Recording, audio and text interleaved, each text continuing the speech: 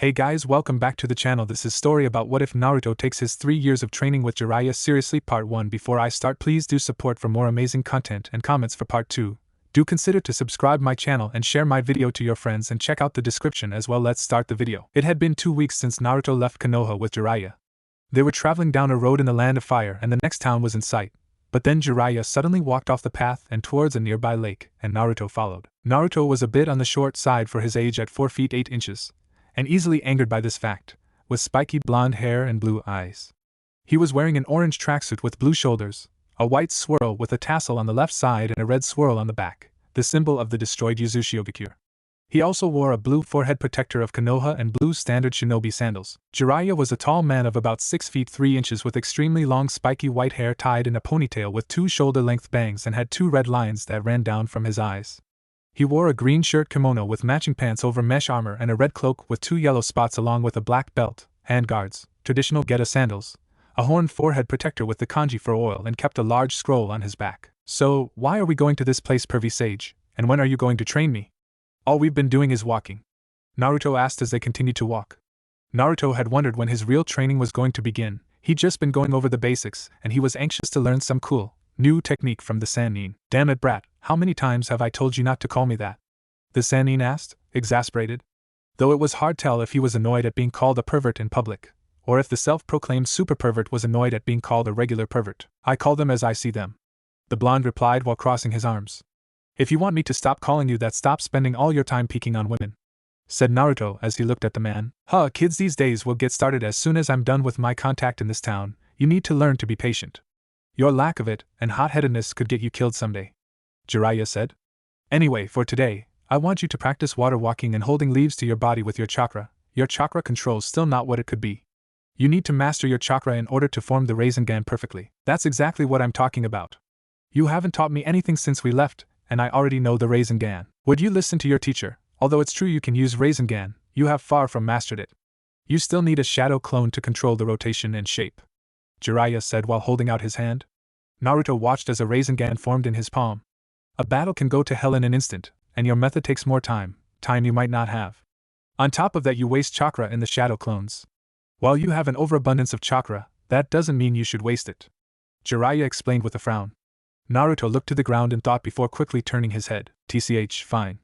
Naruto scoffed. Stay here and practice, don't worry, I'll start teaching you soon enough, the Sannin said as they reached the lake. Good luck, kid. Jiraiya waved at Naruto as he walked towards the town. Lazy perv, can't even stay and help me for a while. Bet he'll go straight to a brothel when he's done, if he even does have a contact to meet. Naruto grumbled as he walked onto the lake and began to practice his chakra control. 3 hours later, Naruto was standing on the lake making a hand sign to focus his chakra and holding 5 leaves to his body with chakra with a somewhat somber expression on his face. He had, for a while, moved and practiced taijutsu while doing still keeping the leaves attached, but this was much more difficult, and at the moment he was resting. Since he began his training 2 weeks ago, his chakra control had improved a little, but he was still nowhere near having enough control to form a Rasengan without one of his clones to rotate the chakra and maintain its shape. As he stood there, his mind wandered and he recalled every fight he had been in. Every major fight he had been in he had won either by using the Kyuubi or by luck. His fight against Haku, Orochimaru, Neji, Gaara, though Naruto thought that didn't really count, as Gaara had relied on the Shikaku, and Sasuke, he had tried to fight them with everything he had, and when it wasn't enough, he had relied on the Kyuubi. His other major fights, against Kiba and Kabuto, which he did win on his own, were either due to dumb luck, though the 5-pronged seal had been messing with his chakra control at the time, or because he was underestimated and toyed with. Damn it, what have I been doing all this time? He thought to himself as he stared at his reflection in the water and continued to review all the battles he had fought. Then he recalled his battle against Itachi and Kisame, if you could call what had happened a fight. He recalled how Kisame's sword literally ate his chakra. The Kyuubi's chakra was useless against him. He knew he couldn't rely on it all the time, that event just proved it. That power was dangerous. He remembered with a slight shudder the bloodlust he felt when he used it against Haku. How he had nearly killed the androgynous teen in rage and thirst for blood. That power was a last resort, and it carried many risks at the moment.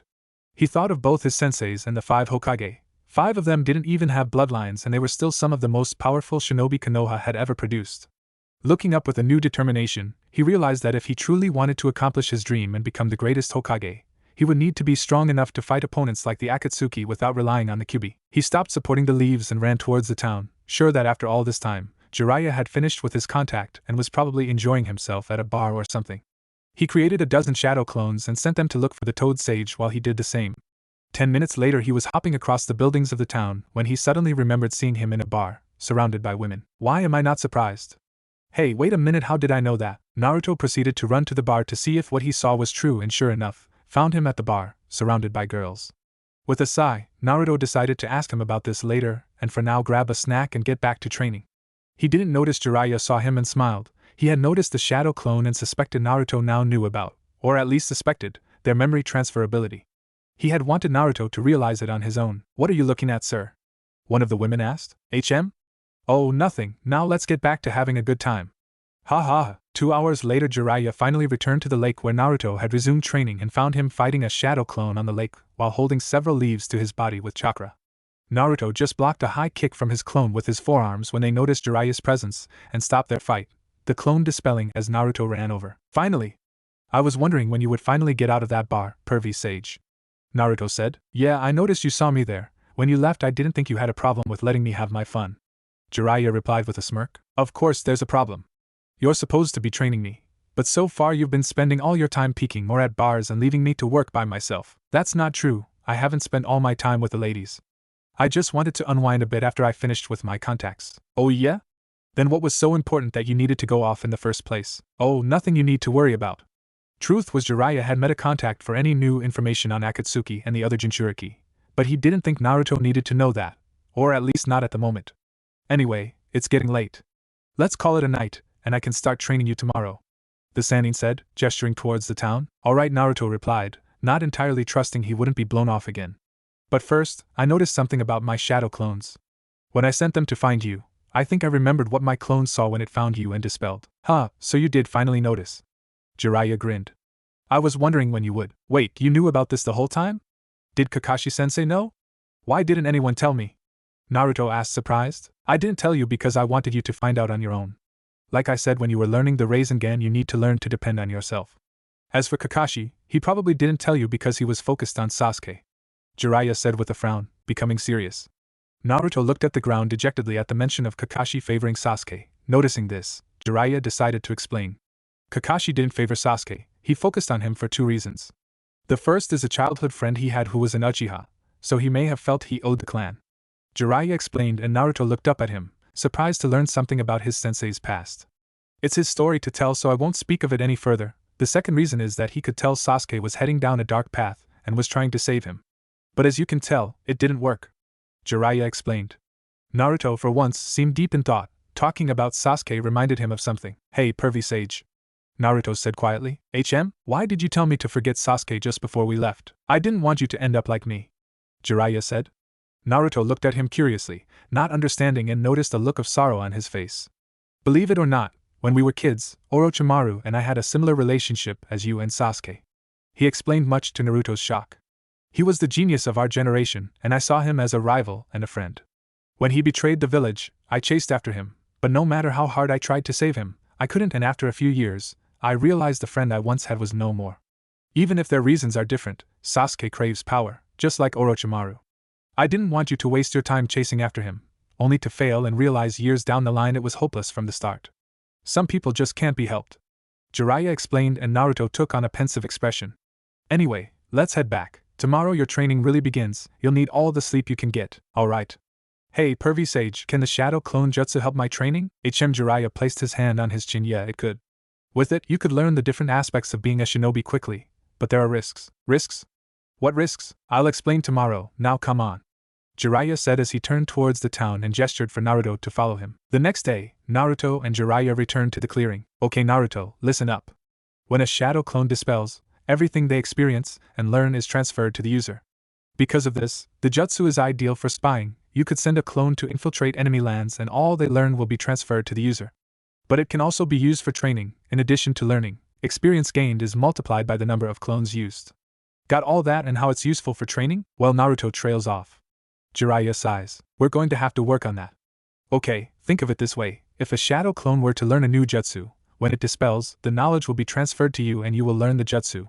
Any better? Yeah, I got it. With this I can learn a lot of jutsu really fast. Naruto exclaimed, exited. Hee, that's right. But not only that, you could also have them work on chakra control and improving your taijutsu, or learn anything they read. If you train with 10 shadow clones in one subject, you'll reach your goal in 1/10th the time. However, you'll have to increase your physical strength yourself and there are risks. Jiraiya explained. Like what, pervy sage? Mental stress is carried over too. Gaining too much experience and stress at once can cause damage to the user's mind. For that reason, let's stick to 50 clones for now. Originally, I had planned on training you with the Nine Tails chakra, but let's put that off for now. For now, I want you to put 30 of those shadow clones on chakra control and I'll have one of my shadow clones help the others improve on taijutsu. Jiraiya said as he created a shadow clone and thought of how this will change his plans. Alright. Naruto cried out as he made a familiar hand sign and soon 50 clones appeared. About a minute later, they were all doing as instructed. Okay, now what am I supposed to do? Well, I'm glad you asked, Naruto.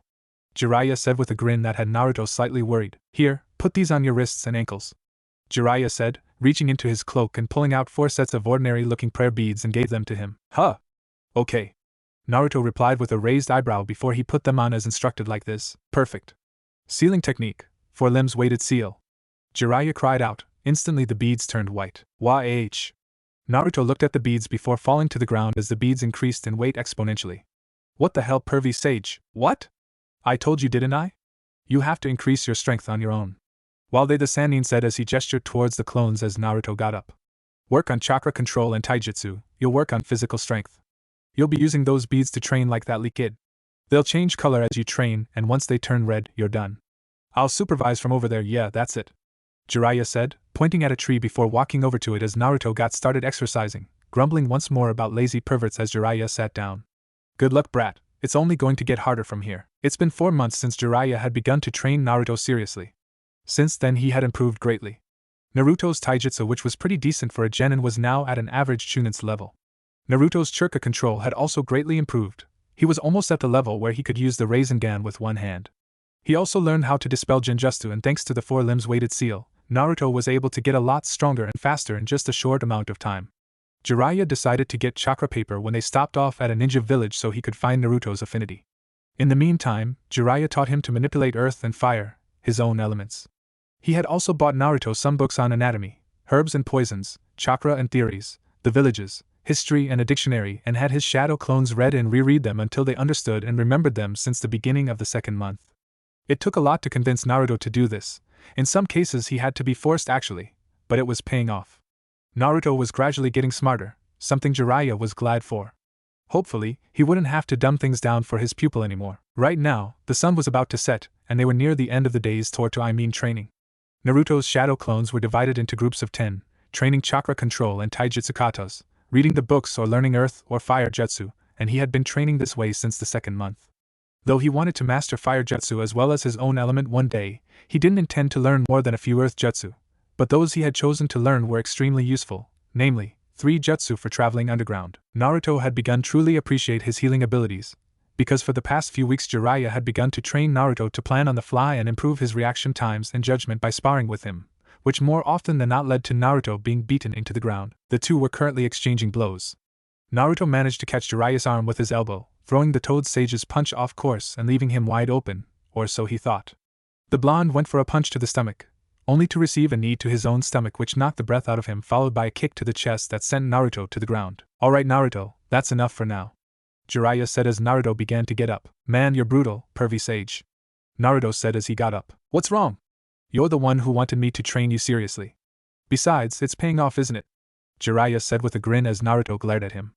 Anyway, we'll be traveling for the next few days, so take it easy, work with your clones on chakra control, and hopefully, by the time we get where we're going, you'll be able to use the Rasengan with one hand. The Sannin said. So, where are we going next anyway? Asked Naruto curiously as he looked at the Sannin. A minor village. We need some supplies for your training and I have something to discuss with the village's council. Jiraiya said. Now, dispel your clones so we can head back to town. You got it.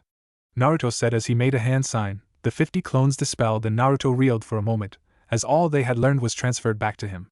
After sealing all the books, scrolls and weapons, they walked to the next town and found a cheap hotel because Jiraiya didn't like spending too much on rooms and went to sleep. That night as Naruto slept, he suddenly regained consciousness and found himself back in front of the Kyuubi's cage. What the why am I here? Naruto asked himself out loud. Because I called you here. A booming voice spoke. Naruto looked up at the cage and saw the 9-tailed demon fox staring down at him. Boy, it's time we talked. Kyuubi said as Naruto frowned in confusion. What would you want to talk to me about, you stupid fox? In case you forgot, last time I was here you said you wanted to eat me. And besides, all you're gonna do is say the same old thing like always. Naruto said as he looked at the Kyuubi. You should be more respectful, boy. You're still weak, still powerless. Your failure to save the Uchiha should have taught you that. Naruto's eyes narrowed as he prepared to refute that. Then again, considering your recent development, perhaps you have. Naruto seemed slightly surprised. I suppose I should be thankful you're stronger than you were before. Naruto glared at the fox. 4 months ago, he wouldn't have recognized that backhanded compliment for the insult it was. I see you're smarter than you were too. Did you call me here just to insult me? No, I called you here to offer you my aid, my power, tch. Like I'm going to fall for that. Naruto said, turning his back to the fox. It seems you have wised up since we last talked, but I'm not trying to deceive you. Kyuubi said, lowering his head to look more closely at the blonde as Naruto turned to the Kyuubi. Make no mistake, I despise the idea of this, and would like nothing more than to kill you, but I am willing to lend you my aid. You don't do anything for free. So what do you want in return? Naruto asked. Smart boy, in return for my aid, there is someone I want you to kill. If you give me your word you will kill this person, I will help you control my power, so long as you do not squander it. Kyuubi told the Jinchuriki, who looked at him curiously. Why would you need my help? Why not just try to break out and do it yourself, and why now? Naruto asked, and Kyuubi's massive eyes narrowed. I will tell you more of him later and my reasons for wanting him dead if you earn my respect. There are reasons I can't simply kill him myself, even if I escaped this accursed cage, and I didn't make this offer before because you were helpless. I didn't believe you had the potential to kill him, even with my power, but things are different now. Kyuubi said. The way he spoke, his loathing of the situation was almost palpable. Naruto looked into Kyuubi's eye for a moment before turning and walking away. Anyway, it doesn't matter, I'm not gonna kill someone just to get stronger. Come back with a better offer. The Kyuubi stood up as his container walked away. Boy, what if I told you that this person I want dead is most likely the leader of the Akatsuki, and is responsible for the deaths of your parents? Kyuubi said as Naruto froze, eyes wide. A moment later he turned back to the Kyuubi. What did you say? Naruto asked, barely above a whisper. Kyuubi chuckled as he looked at his container. That got your attention, I see. The Kyuubi grinned, sensing the negative emotions, mostly rage in the boy before him. Naruto had never been told anything about his parents, and now, the first thing he hears about them is that their killer was still alive. Who is he? Naruto asked. He is someone from my past, one whom I hold unfathomable hatred for, and he is the reason why I was sealed inside you. That is all I will tell you for now. I will tell you more if you earn my respect and prove yourself worthy of this offer. Listen to me. Do you believe you can threaten me, whelp? Don't make me laugh. That pathetic sage you call a teacher likely knows something. You may even be able to figure out most of the truth from what he knows. He did know your parents, after all. Naruto's eyes bulged and the Kyuubi's grin widened. That's right, he didn't tell you, did he? The fox chuckled.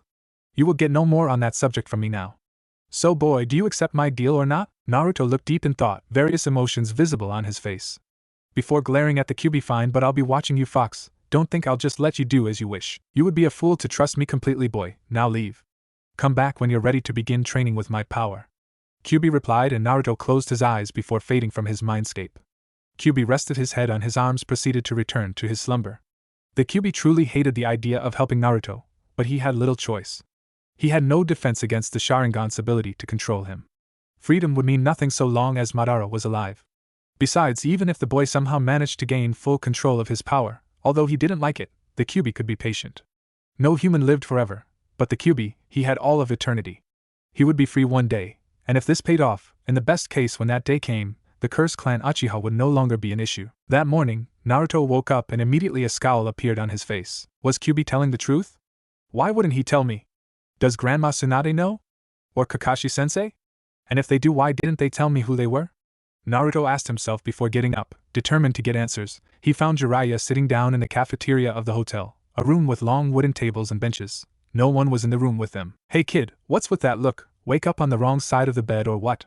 Jiraiya asked, noticing Naruto's foul mood. Jiraiya, Naruto said quietly, and the old pervert frowned, wondering what could put the normally happy and energetic boy so angry with him that he would use his name.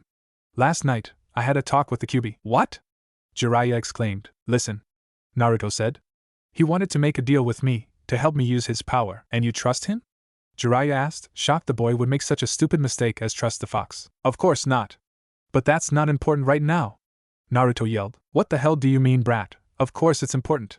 Jiraiya yelled back, trying to get the boy to listen to him. Not to me right now. What I care about is that he told me you knew my parents. Naruto roared at the sage, and Jiraiya's eyes widened before he took on a serious expression. So that's it. He was telling the truth. Why wouldn't you tell me?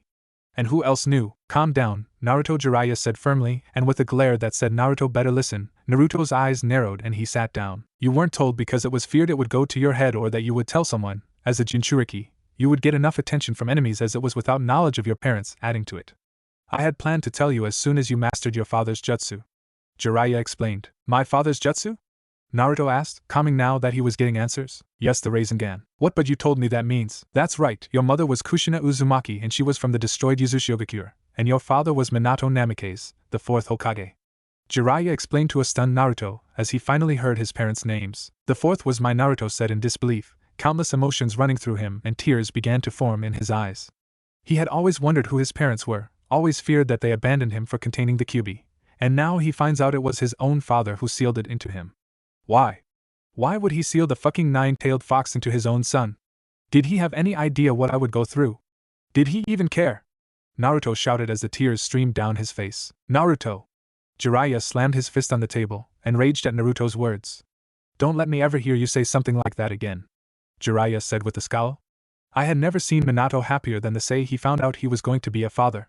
He loved you very much, I have no doubt about that. I wasn't there so I don't know what exactly happened that night. But let me ask you, could you ask someone to sacrifice their child when you aren't willing to do the same? Naruto looked at the table, eyes downcast and unwilling to make eye contact with the sage after his outburst. When he thought of what he knew about the fourth, he realized he was a man willing to make any personal sacrifice for the greater good. After giving him a few moments to think on it, Jiraiya spoke again. I'm sorry I kept this from you, Naruto, and I swear I'll make it up to you. I'll tell you everything about them. But tell me, what else did the Kyuubi talk about? You know how dangerous and persuasive he can be. Naruto paused for a moment before looking up at the hermit, responding, he told me he wanted me to kill someone in exchange for his power. Jiraiya's eyes widened. He said whoever it is was probably the leader of Akatsuki and responsible for my parents' deaths, but I thought the fourth, my dad, died sealing the Kyuubi. Naruto said quietly, and Jiraiya leaned back and cupped his chin. He did. Actually, both of your parents died fighting the Kyuubi. But something never did quite add up about the whole thing. What do you mean, pervy sage? Naruto asked. Jiraiya briefly looked glad to hear the blonde use his nickname again, even if he didn't like it before turning serious again. Well, I was going to wait and tell you once we started talking about what your parents were like. But your mother was the previous container of the nine-tailed demon fox. Naruto's eyes widened and his jaw dropped slightly at the revelation. There is a moment when a female Jinchuriki seal weakens. When? When the Jinchuriki gives birth. A pregnancy in a Jinchuriki lasts 10 months because the chakra that normally nurtures the child is divided between it and the seal, and when she gives birth, so much chakra is directed to the child that the seal weakens, to the point that the biju can break free, unless a seal master is present to constantly maintain it and repair it afterwards. The seal must have broken, freeing the Kyuubi. Your mother's clan, the Uzumaki, were renowned for two things. They were the greatest known seal masters to ever live and their longevity. It was the life force from that longevity allowed Kushina to survive the Kyuubi's escape. But the damage was killing her, she likely wouldn't have survived the night.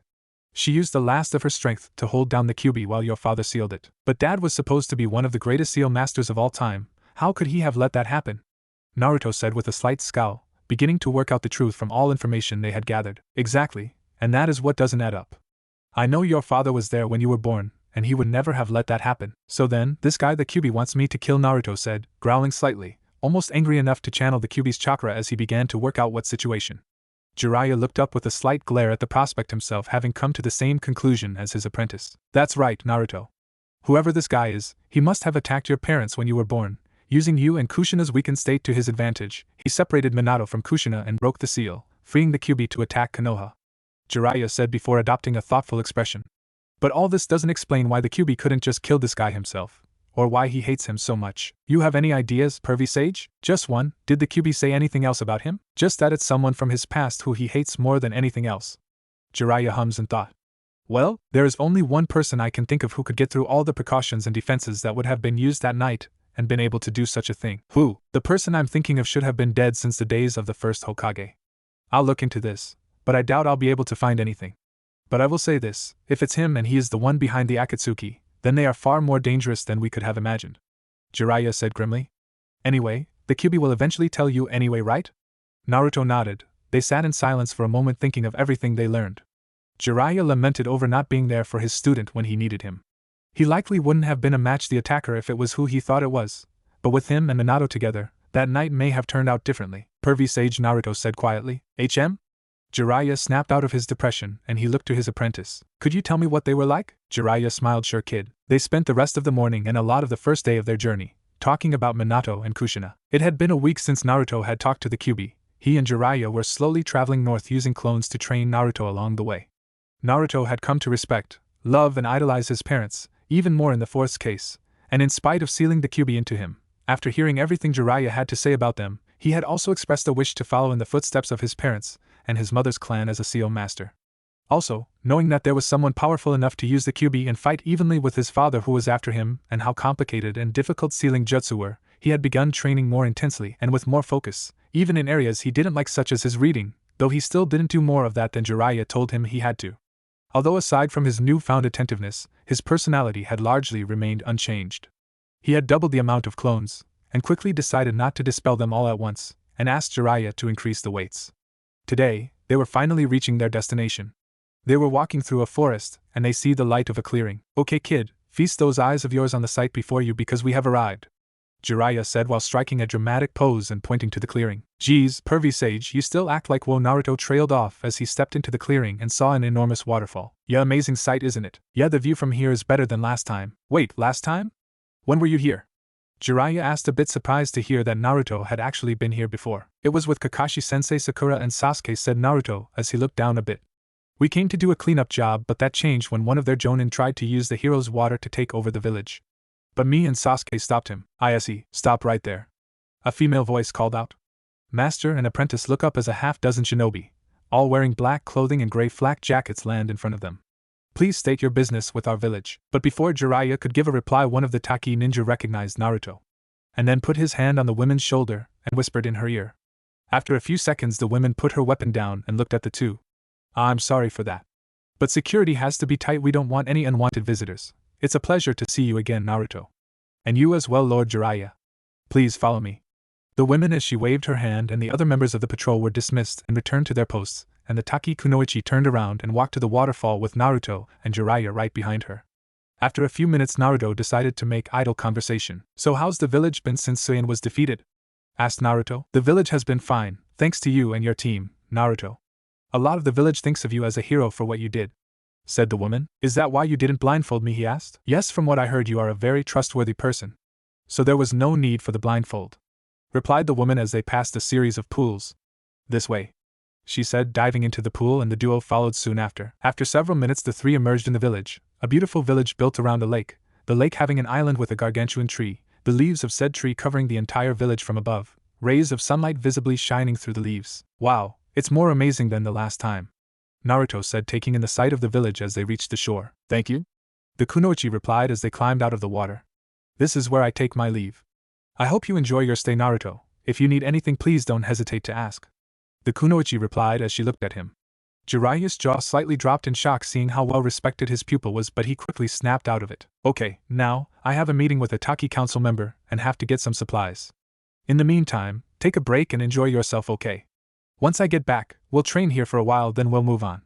Have fun, maybe find yourself a girl to have some fun with," Jiraiya said, as he and the Kunoichi walked towards a bridge leading to the island with the tree. Naruto scoffed. "That's something you would do, pervy sage." Before looking around, "Now where should I go?"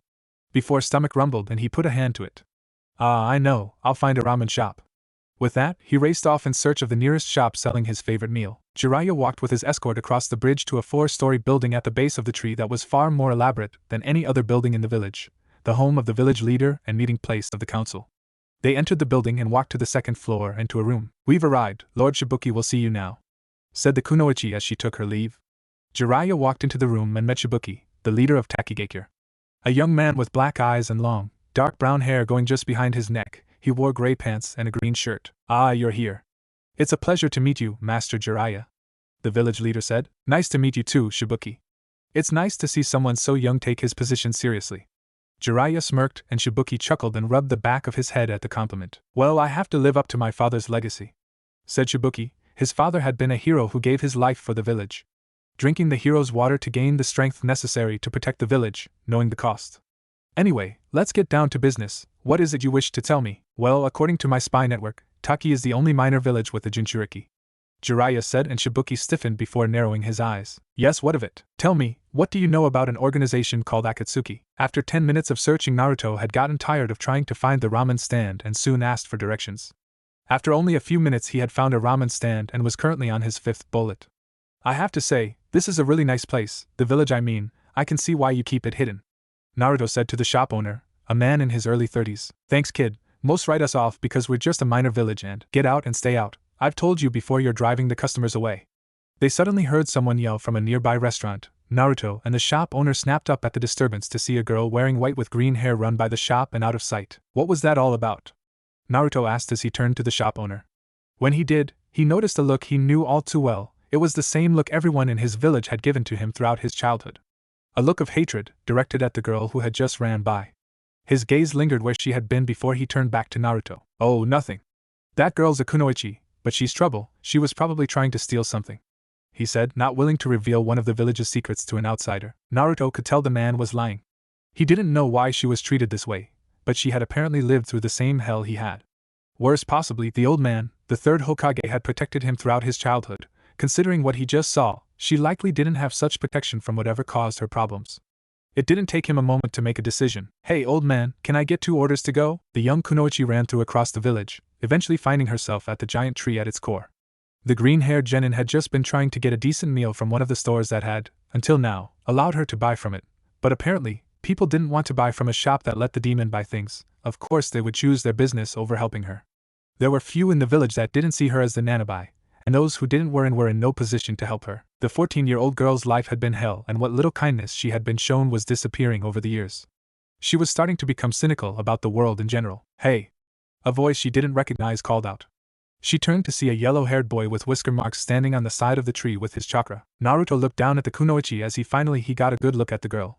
She had spiky mint green hair, tan skin, and wore a short white shirt that showed her midriff with a white miniskirt with bandages on her legs and under her shirt and white armlets. Her forehead protector tied around her right arm, and white shinobi sandals, reminding him of Ino Yamanaka, who wore almost the same thing but purple in color. What Naruto focused on, however, were her eyes, first on the fact that they were orange, his favorite color, and then on the fact that they held a look similar to the one his own eyes used to carry, a sad and lonely look. They also had a hint of distrust, showing she had likely been betrayed more than a few times, before they hardened. She looked at the boy before her, noting his forehead protector. What do you want? She said, scanning him for any signs of hostility or deceit. Hi, my name is Naruto Uzumaki, and I saw what happened and thought maybe you'd like some of this, Naruto said, holding up a cup of ramen. The kunoichi raised a brow. Naruto Uzumaki? You're the hero of our village. What is someone like you doing talking to me? Said the kunoichi as she looked down and saw the cup of ramen in his hands. Why would you give me this? Well, like I said, I saw what happened and I don't think you should be treated like that, so I thought you might like some company. The kunoichi looked at the boy, debating whether or not to trust him. She decided to give it a shot, seeing as she was hungry and he was from another village and didn't know what she was, and it might be nice to be treated normally, even if for a little while. Fine, she said, taking the cup. She did like ramen, even if it wasn't her favorite meal. She and Naruto ate together under the tree in silence before Naruto spoke up. So you never told me your name, he said, trying to get the girl to open up. It's Fu, just Fu, said the green-haired girl, and they were silent for a few more moments. So judging from your headband, you're from Konoha? What's it like? Fu asked, and Naruto smiled. It's great. It's a lot bigger than Taki, and they have the best ramen stand in all the nations. There's also a huge monument to the Hokage, their faces carved into a mountain. That's so? Yeah, and one day, I'll have my face on the monument. You want to be Hokage? Why? Fu asked and was surprised when Naruto briefly looked sad, the same look she often saw in her own reflection. When I was young, I was an orphan and hated by everyone. Everywhere I would go, people would glare at me and insult me, and I didn't know why until recently. Until then, I wanted to be Hokage so everyone would have to acknowledge me as the greatest ninja of the village. But some people acknowledged me and they rescued me from being alone. Now, I want to be Hokage to protect those who are precious to me, Naruto said. Fu looked at the ground, surprised and depressed at how similar his past was to her own. Well, I wish you luck, Naruto, and thank you for the ramen, said Fu with a smile. Thanks, and you're welcome. Hey, anything exciting happened since you became a ninja? Fu smiled a few. What about you? I got some good stories, like the time me and my team fought Tsubusa Momochi. With that, the two began trading stories about their time as ninja. Jiraiya had finished his business with Shibuki and had gotten all the supplies he needed. He was currently looking for his apprentice. After about 5 minutes, he had finally found his student talking to a girl at the base of the sacred tree. And he said he wasn't like me. The old pervert thought to himself with a chuckle before he noticed who the girl was. His spy network had informed him of Taki's Jinchuriki. After watching them from a perch on the tree for a moment, he jumped down as he landed, noticing how the girl reacted defensively and noting the look in her eyes. Naruto. I see you took my advice on finding some company, Jiraiya said as he landed. Pervy sage. Finished your meeting with Shibuki, pervy sage? Fu asked with a raised brow. Don't be fooled by anything the brat might say. The man standing before you if none other than the Toad Sannin, the sage of Mt. Mayaboku, the gallant Jiraiya. Jiraiya said as he struck one of his poses. Is he kidding?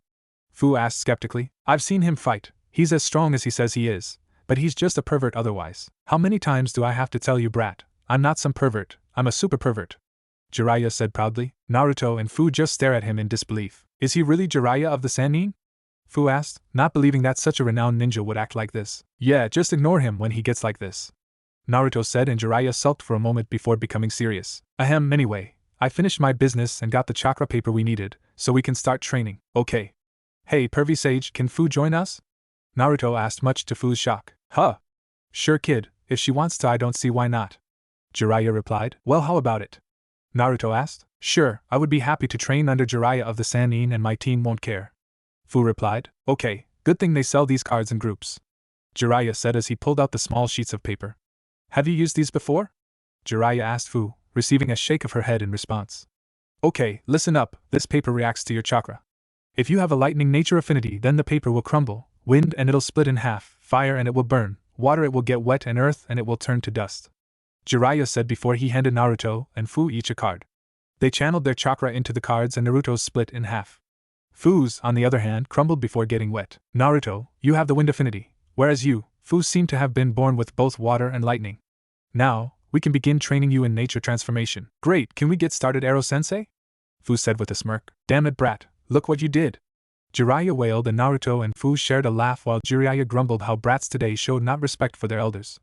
A few moments later and Naruto was making a familiar cross-shaped hand sign. Hold on, Naruto, Jiraiya said. What is it? Since your friend is joining us, maybe you should go easy and cut your clones back down to 50, until we leave anyway. Okay, good, now listen closely. Wind is the rarest of the 5 basic chakra natures. They can deal in blunt force or precise cutting and piercing attacks and is best suited for short and mid-range combat. To manipulate wind, you must imagine splitting your chakra in two, make those pieces as thin and sharp as possible and compress them together.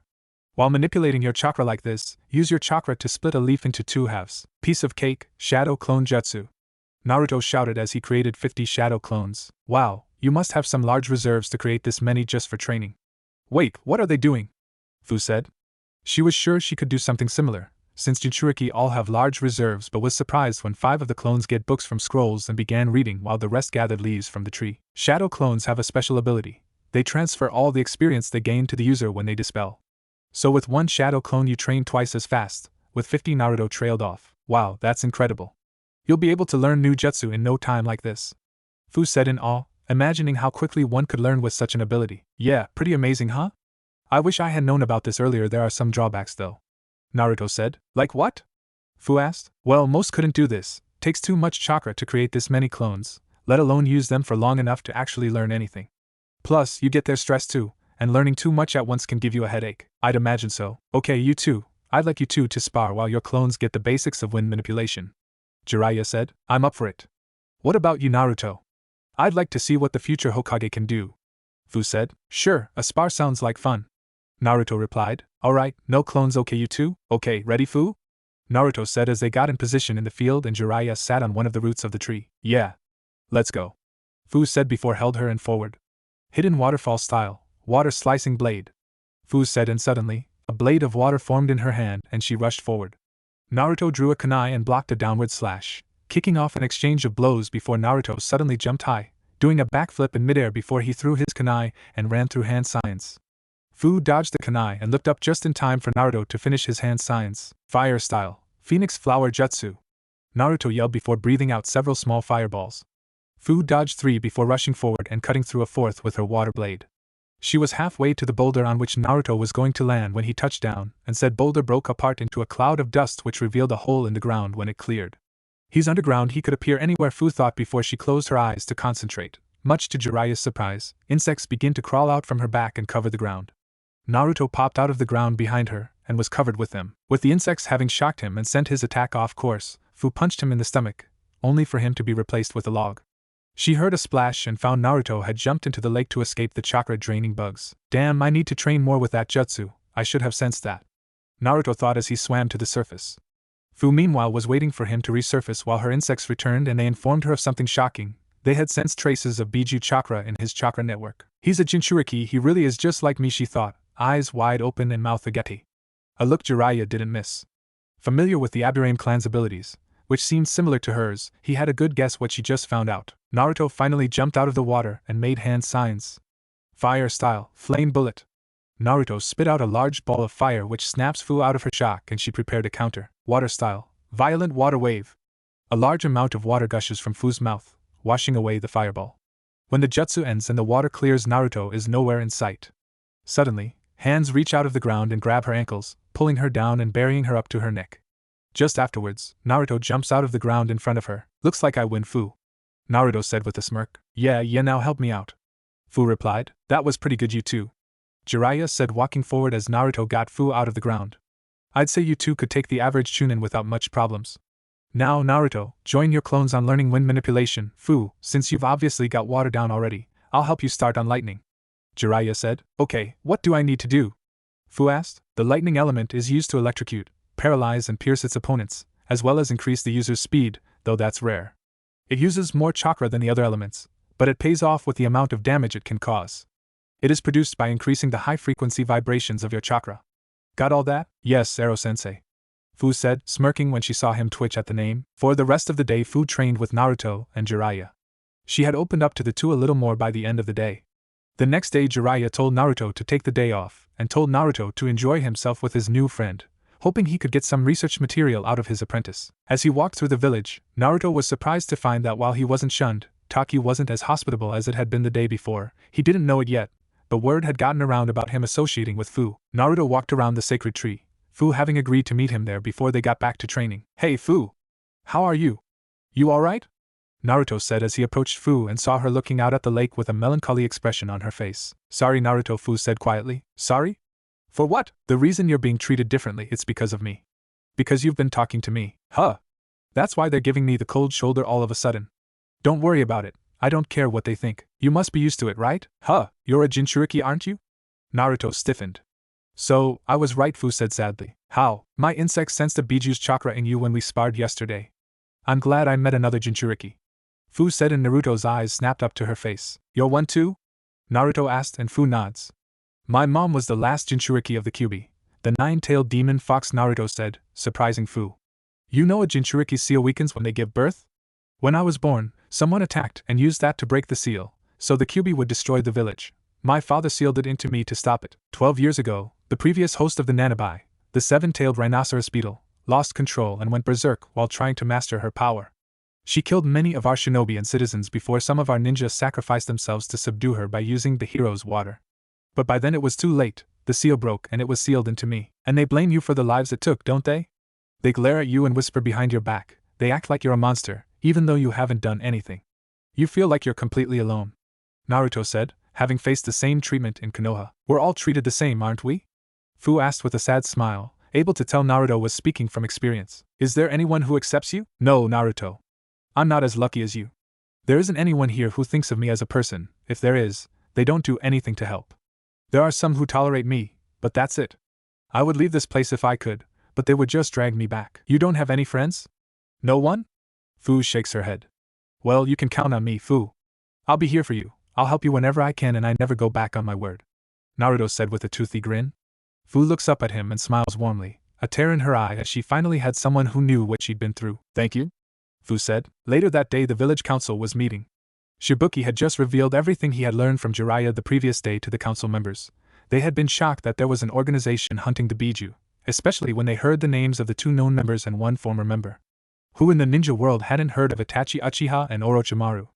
They were strong for a minor village, but they knew they couldn't fight such a group, especially considering how strong the leader must be to control such people. We cannot let our Jinchuriki be stolen from us. A male member of the council, Saburo said. Why do you want to protect that monster?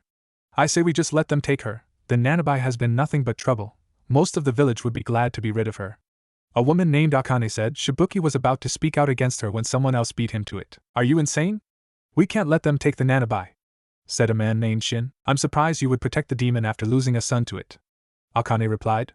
Shin narrowed his eyes. Don't mistake my intent. Don't forget who we're dealing with. One of the members of this Akatsuki is Itachi Uchiha, from the same clan as Madara, the only man to ever fully control the Kyuubi while it was unsealed.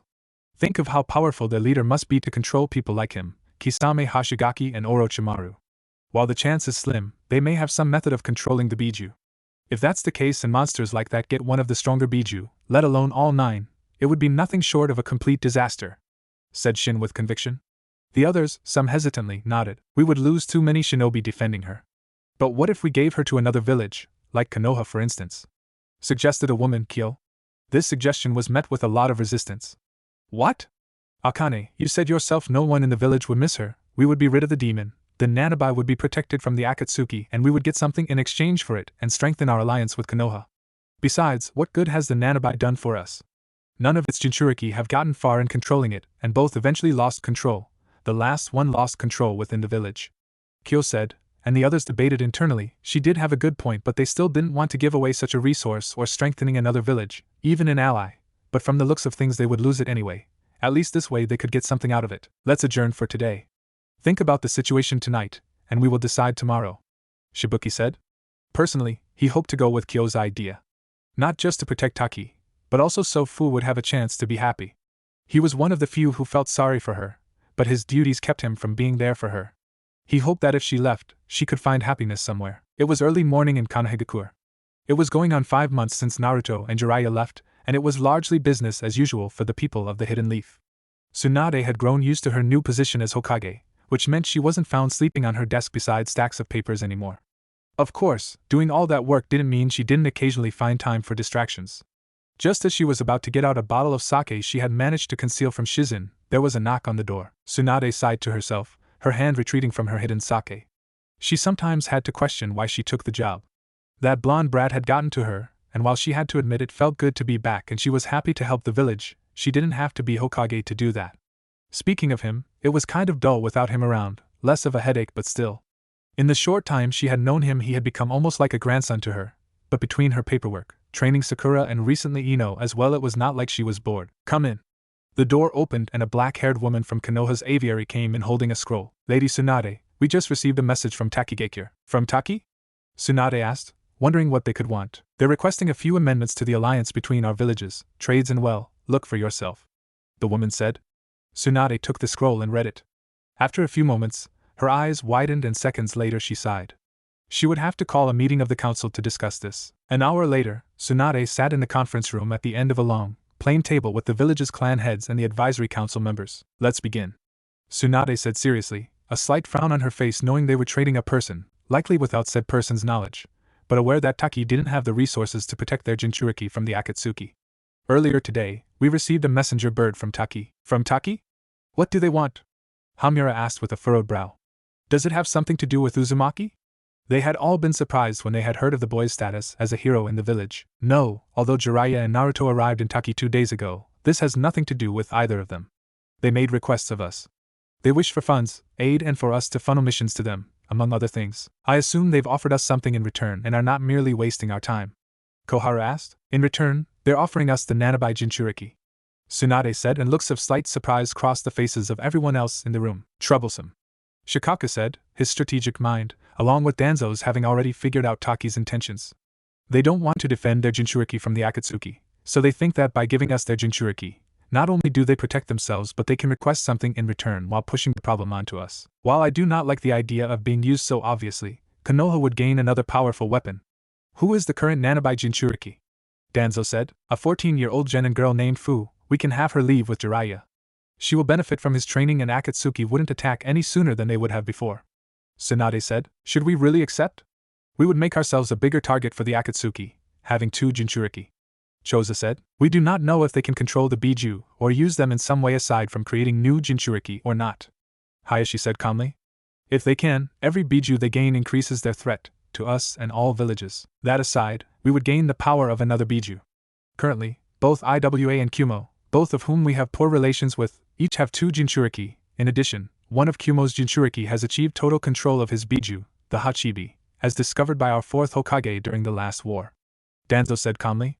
Possessing another Jinchuriki would be good for the village. The child would also be unlikely to betray us. Jinchuriki are pretty much treated the same, but thanks to Naruto, the current generation as well as many others have seen they are not the demons they contain. She is more likely to choose us over a village that has always treated her as a monster. Even if that's not the case, the boy seems to have a way with people," Shibi said. Many nodded. They knew of the change in Niji Hyuga and the effect the blonde had on Shibuki. Danzo, of course, still intended to have Fu put under close observation from his root shinobi. Intaki, Naruto and Fu were training under Jiraiya. Fu was kind of jealous of Naruto's shadow clone jutsu. She was already far behind Naruto in learning to manipulate her element. With 10 of his clones as well as himself devoted to learning his wind nature, he was progressing 10 times as quickly as her. Fu was happier than she had ever been in her life. She had actually met and befriended another Jinchuriki, and Jiraiya didn't care that she was one. They kept training till midday, at which point Jiraiya told them to take it easy for the rest of the day. At the moment, Fu was standing under a tree, waiting for Naruto to return with something to eat. She would go to, but most places they could get something already cooked would likely kick her out. She looked up as she heard Naruto approaching, and raised a brow when she saw he brought ramen again. "Ramen again?" Fu asked. "Yeah, what's wrong with that?" Naruto replied. "Nothing, you just seem to like it a lot." "Well, it is my favorite food. It's pretty much all I used to eat back in Konoha." Fu looked at him with a furrowed brow. "Naruto, that can't be healthy. I know you like it, but why would you eat it all the time?" Naruto looked to the ground. "Well, besides the fact that it's my favorite, remember that ramen stand I mentioned? Its owners were 2 of the first people to be nice to me. The old man Tucci and his daughter Ayam were 2 of the first people to see me as a person, instead of the Kyubi. They're like family to me, so I made sure to spend as much time there as I could." "Oh, I see, sorry I reminded you of that." "It's alright, besides, it's nice to talk about it with someone who understands what it's like," Naruto said with a smile, and Fu nodded. "The closest to that for me was that shop you saw me chased from. They didn't really care, they just thought my money was as good as anyone's. But apparently, no one wanted to eat at a place serving the village demon." "Oh, but if that hadn't happened, we might have passed each other by without saying a word, and it's not like I can't cook." "Yeah, you're right, so I guess it worked out for the better," Naruto said with a smile which Fu returned. She didn't really like going there anyway. They served her but always made it clear she wasn't welcome. Just as they had almost finished with their meals, a Taki-nin landed before them. "Fu, Lord Shibuki requests your presence. You are to report to him immediately," the man said. Fu nodded and looked to Naruto. "It's fine, I get it. See you later, Fu," Naruto said, and the green-haired girl nodded before she disappeared in a body flicker. She entered the building and walked through the halls to Shibuki's office, knocking before entering. "Welcome, Fu," the village leader said. "Greetings, Lord Shibuki, you wanted to see me?" Fu replied and was put on guard when Shibuki gave her an apologetic look. "Yes. Fu, I regret to inform you that starting today, you will no longer be a shinobi of Taki." Fu's eyes widened in shock. What you mean? What am I supposed to do if I'm not a ninja?" Fu yelled, angry and a bit afraid. "Taki saw her as a weapon. If they thought she wasn't good enough, they may extract the nanobi." "I didn't say you would no longer be a shinobi, Fu. It's just that you will no longer be a ninja of this village. You're being transferred to Konoha, effective tomorrow. You're to leave the village with Master Jiraiya." "What is that, why they came here?" Fu asked, fearing she may have been betrayed again, and they had come to get another weapon for their village. "Not exactly. Jiraiya and his apprentice came on a training trip, as I know they have told you, but also to warn us." "Warn us about what?" Fu asked, wondering what it could be to cause them to simply give her away. "There's an organization called the Akatsuki. We have heard a little of them. They're an organization that works in groups of 2 and every member is an S-class missing nin, including Itachi Uchiha, Kisame Hashigaki, and formerly, Orochimaru of the Sannin." Shibuki explained, much to Fu's shock she recognized those names.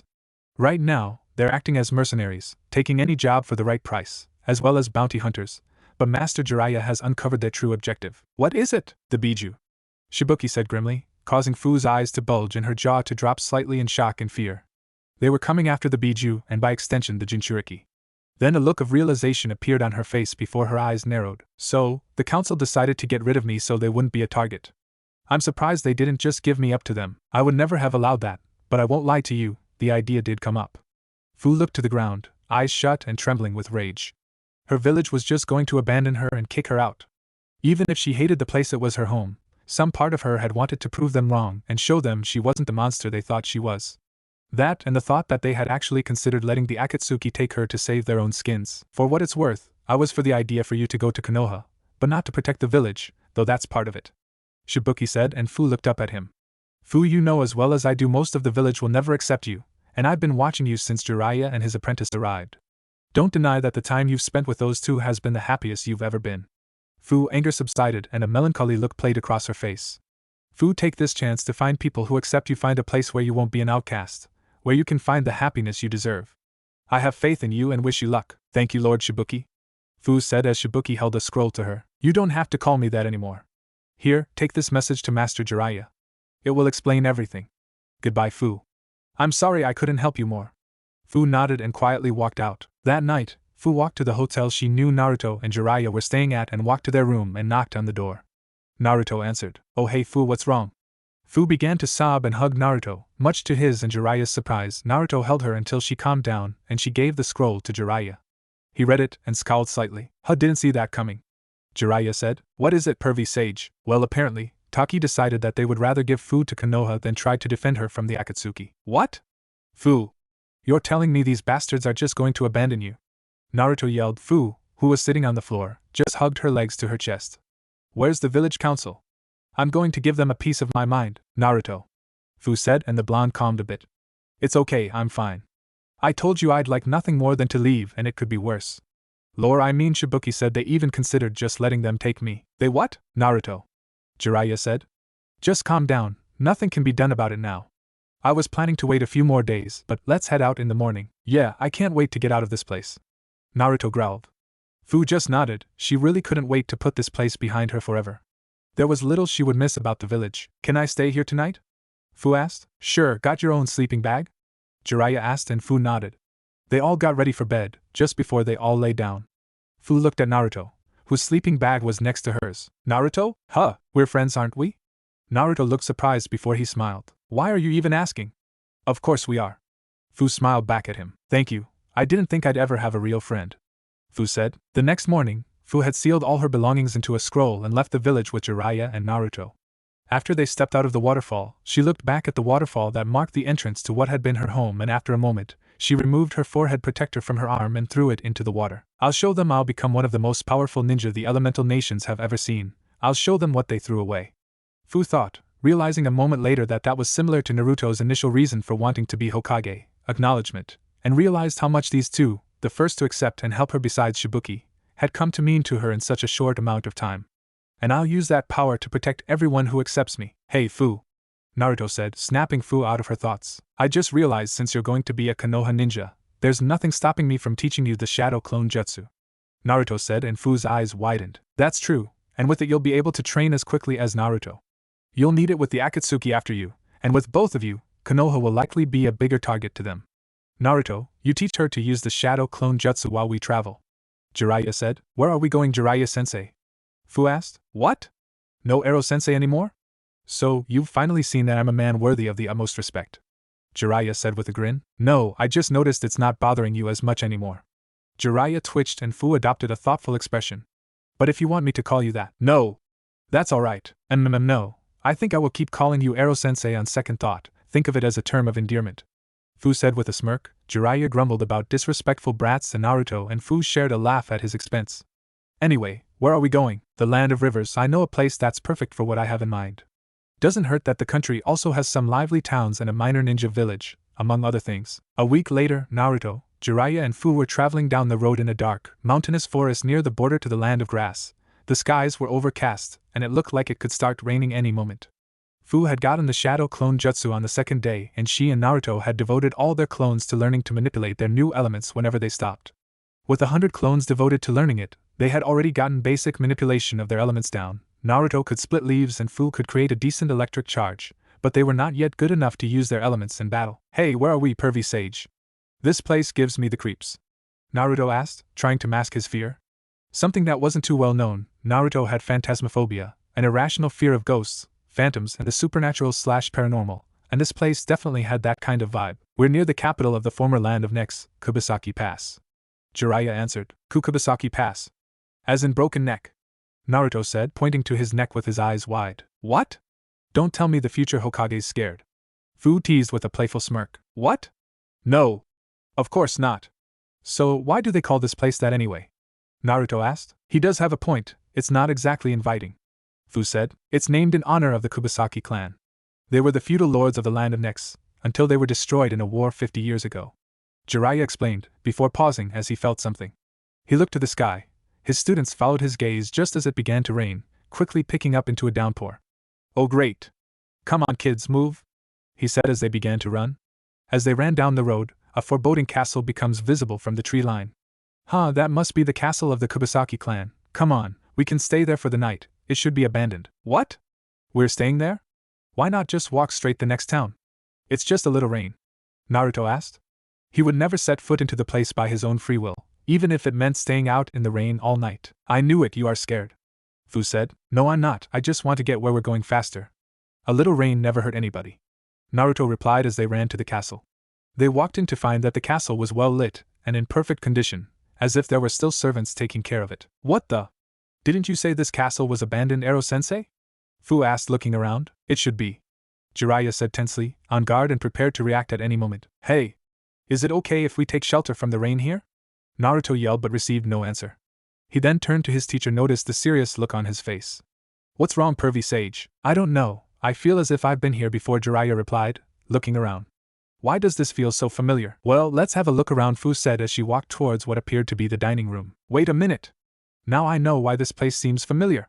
Jiraiya exclaimed, unable to believe he couldn't figure it out before. The feeling he got from the place was almost identical to his summoning, toad shop technique. He guessed it was harder to tell since he wasn't the summoner, but still he should have noticed. We have to get out of here now. Devour! A booming voice resonates from all around them, causing Naruto and Fu's eyes to widen as Jiraiya's narrowed. What was that? Naruto asked in a panic. I am the castle, and by order of Kubasaki, all who enter shall be devoured, the voice said. Suddenly, the doors around them opened and several tongues shot out and tried to grab them. The three dodged the tongues and jumped off the floor as acid poured through the cracks in the wood. What the hell's happening? Fu shouted as they landed on a still dry portion of the floor. Hey pervy sage, what's going on? This is just like when you summoned that toad when Itachi and Kisame attacked, Naruto said, calmer now that he was almost sure they weren't dealing with ghosts. You're right, Naruto, it is just like that. We're in the belly of the beast, Jiraiya said seriously. What? Both his apprentices snapped their heads to him, eyes wide. This is a summon disguised as a castle, meant to devour all who set foot inside, Jiraiya explained. He drew back his hand, forming a Rasengan.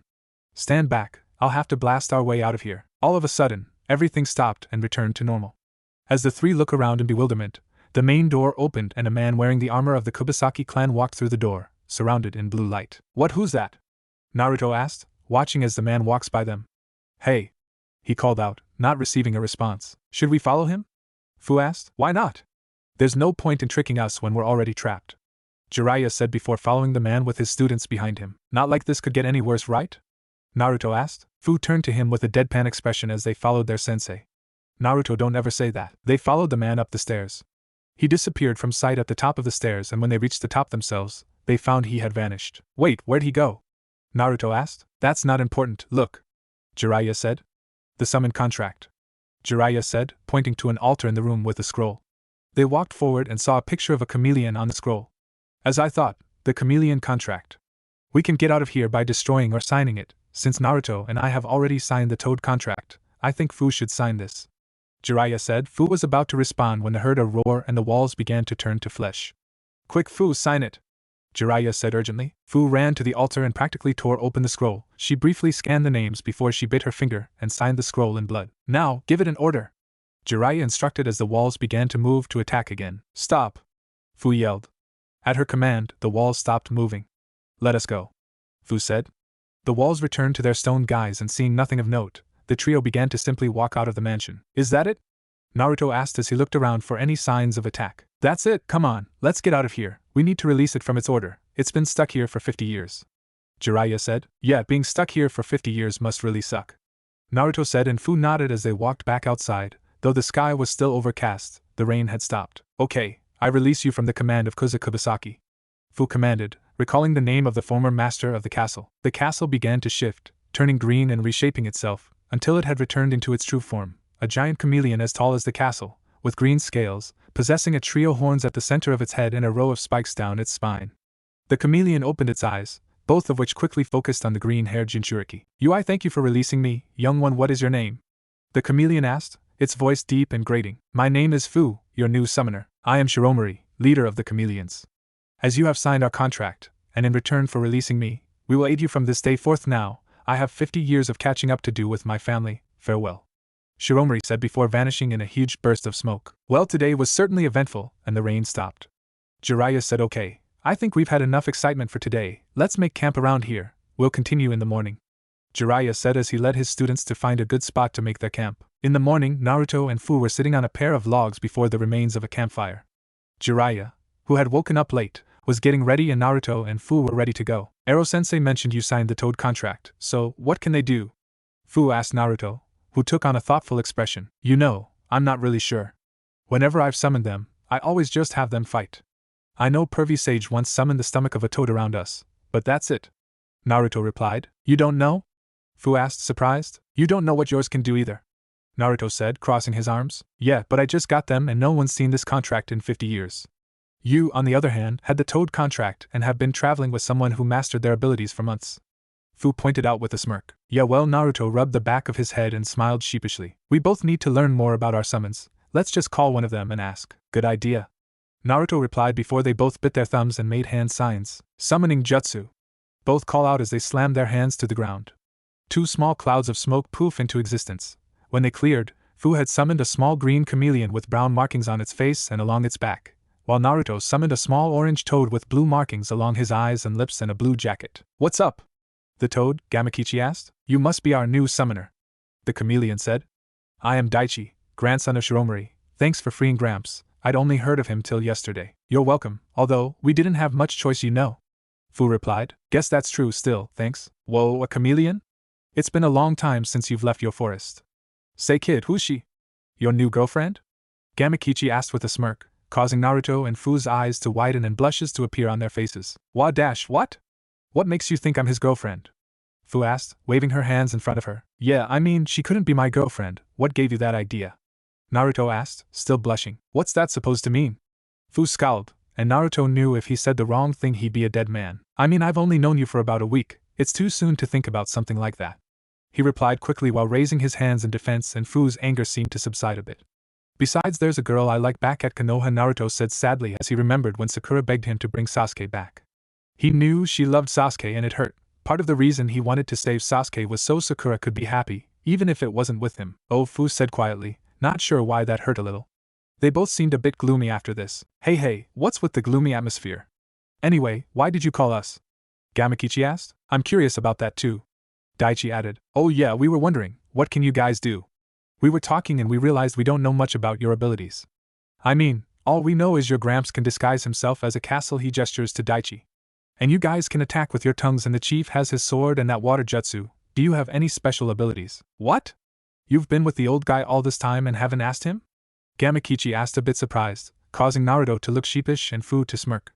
Well, some of us can do something like what you just said his Gramps did. Some of us can use water, fire and wind jutsu, and we can combine them with your jutsu for stronger attacks. Huh, this is the first you're hearing of collaboration jutsu? Gamakichi asked, shocked. Daichi seemed surprised as well. Yeah, the meaning's pretty obvious though. Combining techniques for a stronger attack, right? Fu asked. Well yeah, but there's a bit more to it. Gamakichi said. Collaboration jutsu is combining complementary ninjutsu and elements, or techniques that require multiple users working together. For example, several ninja working together to create a powerful barrier, or, you know how wine makes fire stronger? Daichi began to explain, getting nods from the two. He continued. Well, let's say you summon Gramps, he has the wind and water elements. If you combined his wind with a fire jutsu of your own, it would create a firestorm. Yeah, you get the same result by combining Pop's Toad Oil Bullet with a fire jutsu. And if that were then combined with a wind jutsu, Gamakichi explained. Wow, sounds awesome. Naruto said. Yeah, but there's more to it than just combining jutsu. You have to time it just right and synchronize your chakra for maximum effect or for some techniques to work at all. Aside from that, there are lots of toads with special abilities, seals, barriers, partial summons like you mentioned earlier, sage arts. Sage arts? I don't really know much about it yet, asked the old man. He'd be able to explain our abilities better anyway. As for us, we can use water, fire, wind and earth techniques. We can attack with our tongues, and have some other abilities you should call someone older to explain. Also Daichi explained, before he suddenly faded from sight, blending in with his surroundings and his presence completely vanished. Gamakichi, knowing about this ability, wasn't surprised, but Naruto and Fu looked around in shock, before Fu suddenly jumps and looked to her leg, her gaze rapidly shifting as if following something that was crawling up her body until it stopped beside her neck. The young chameleon reappeared there on her shoulder. We can completely blend in with our surroundings and hide our presence, though we will teach you to detect us and possibly imitate this ability. This, along with our earth jutsu that allows us to tunnel through the ground quickly, makes us excellent spies and perfect for sneak attacks, though there are some abilities that can still detect us. Seriously? That sounds perfect for pranks. Naruto said. That's true, and please don't do that again. Fu said. Sorry, couldn't resist. Daichi said with a smirk. So, if that's all you wanted, got any snacks? Gamakichi asked. If you got any, I'd like some too. Daichi added. Huh. Oh sorry, we're on a training trip right now so we don't really have things like that. We'll get you some next time we stop in a town though. Naruto said. Well, thanks in advance. See ya. Gamakichi said before dispelling himself and returning to the Toad's Mountain. If you have no other reason for me to be here, I'll be heading back too.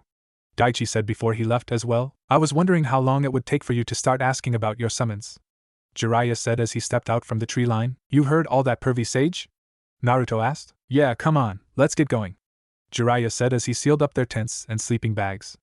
I'll give you a rundown on some of the Toad's abilities as we go. Sorry, Fu, but you're going to have to ask the chameleons for more about their abilities. Wow was all Naruto could say as he gazed at the valley before him. It had been a week and they had arrived at their destination. Naruto now knew a little about the Toad's special abilities and Jiraiya assured him he would show him some of them later. They stood before an enormous, majestic valley with a deep forest and several waterfalls and rivers. Yep, this is the place. Come on, we're headed to that waterfall. Jiraiya said before he and his apprentices began rapidly jumping down the valley wall and from tree to tree, reaching their destination, a clearing before a waterfall, where the water pulled into a large lake that fed a river, in under a minute. So, what are we going to do, Ero-sensei? Fu asked. Well, this place has everything we need for your elemental training, among other things, but right now, we'll be focusing on something else. Jiraiya said, showing a grin that worried his two apprentices. Oh, by the way, Fu, where's your seal located? The center of my chest, why? Fu asked, indicating the area just below the base of her neck. What do you have in mind? Naruto asked. I want you to master your chakra control. Jiraiya replied, still grinning. What? After all that time I spent on chakra control, I can form a Rasengan perfectly already. It seems like a waste of time. Yeah, but I don't have that level of chakra control yet, and the better our control, the more powerful our jutsu will be and the less energy we'll use in them. Fu said. Well, I guess you're right. Naruto pouted. Don't be so down. If I'm right, by the time this is through, your chakra control should be good enough to cast genjutsu. Jiraiya said, shocking Naruto and Fu. Jinchuriki typically could not cast genjutsu due to their large chakra supplies and consequential lack of control. You two should brace yourselves. Jiraiya said as he drew his hands back. Before they could ask what he was planning, he shot forward, his fingertips glowing with chakra, and slammed his hands into their Naruto's stomach and Fu's chest, and called out five-pronged seal. Both cried out in pain and were sent sprawling on the ground unconscious. They awoke half an hour later. So, you're finally up, huh? Jiraiya asked. Ah hey, what's the big idea? Wait, not this again.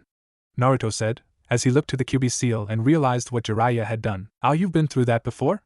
Fu asked, sitting up with a hand over her seal. Yeah, Orochimaru used it on me when he snuck into the Chunin exams. It shot my chakra control to hell. I get it, we're supposed to master controlling our chakra while these seals interfere, right?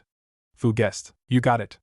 I want you each to create 100 clones and devote 75 to chakra control for the next 3 weeks. Use the rest to make sure you don't fall behind in your other subjects.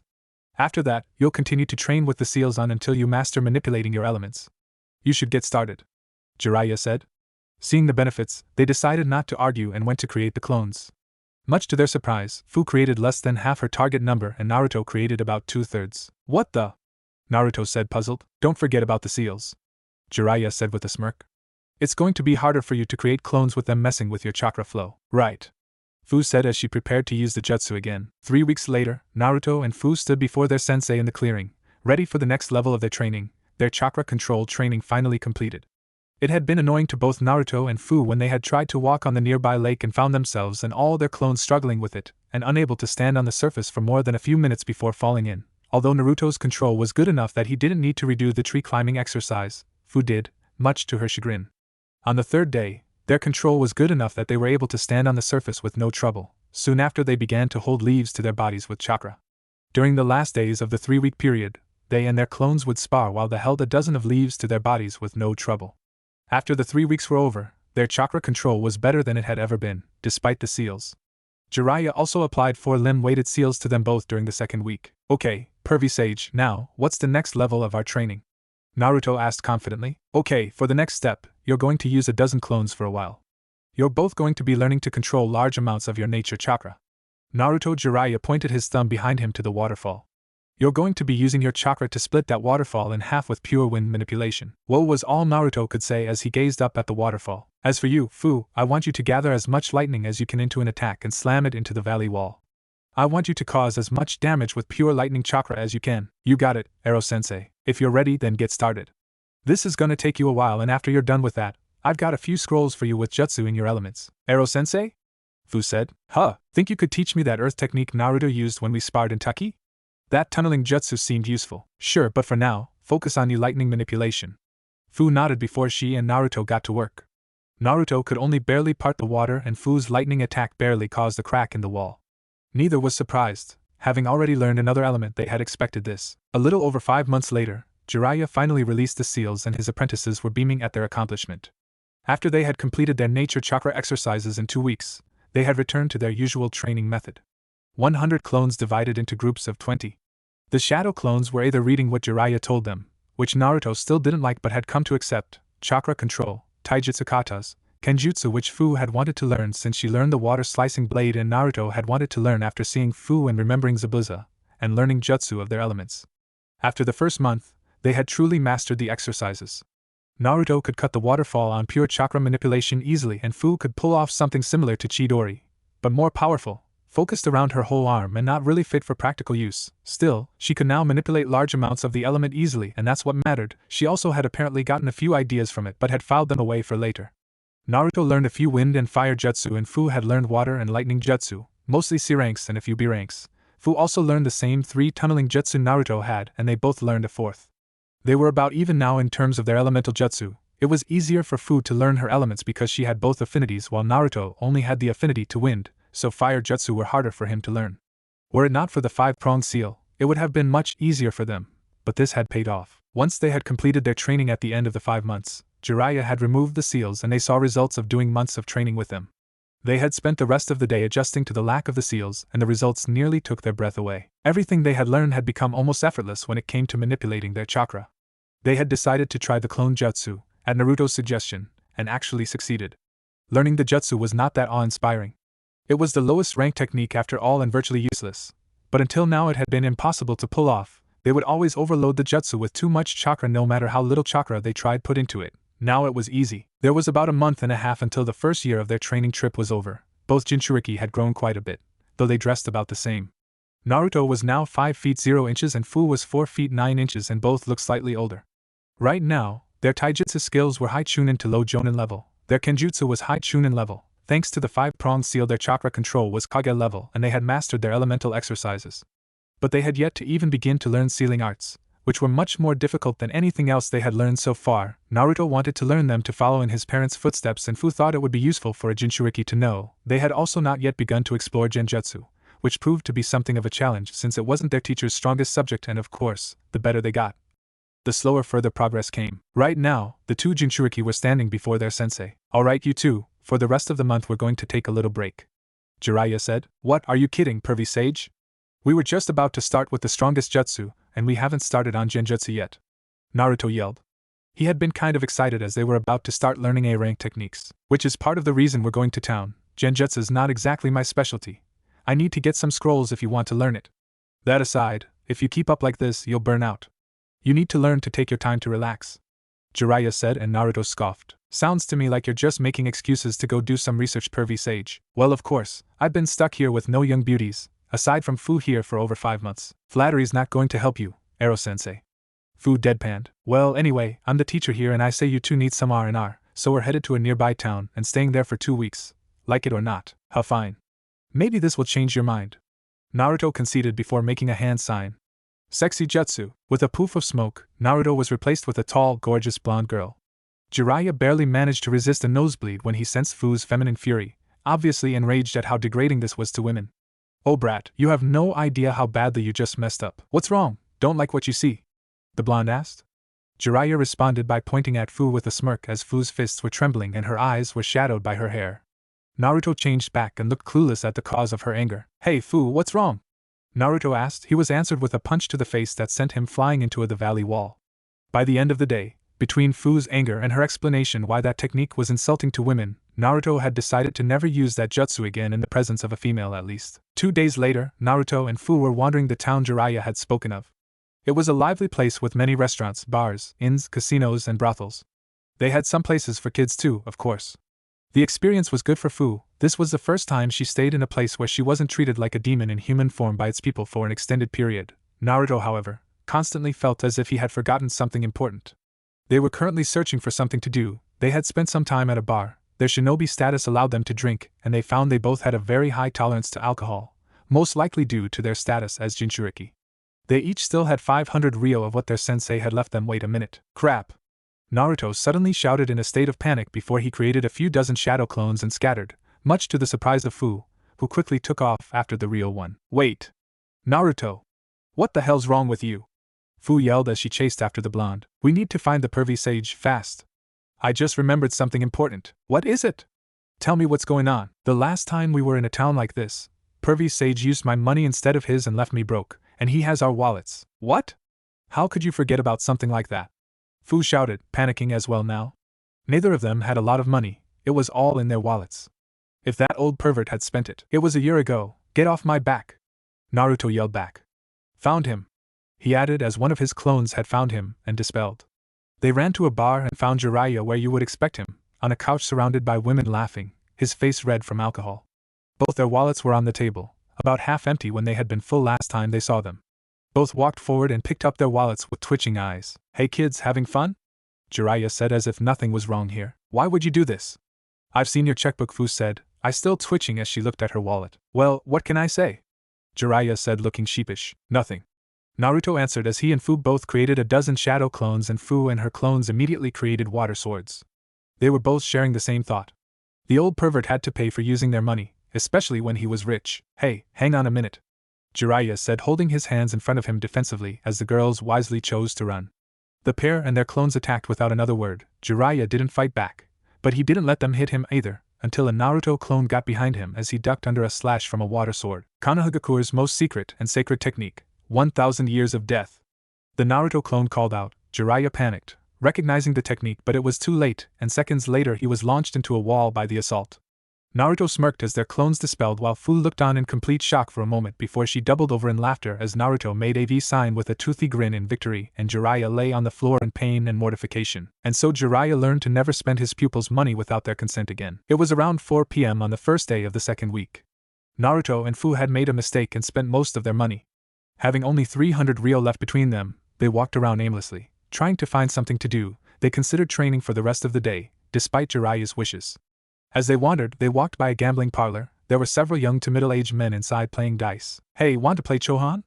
We might be able to make some more money. At worst, we'll have some fun, Fu said. One of these places? Sure, I guess, Naruto replied. They walked in and all the gamblers turned to them. Hey kids, want in? One of the gamblers asked. Got any money? A little, this enough?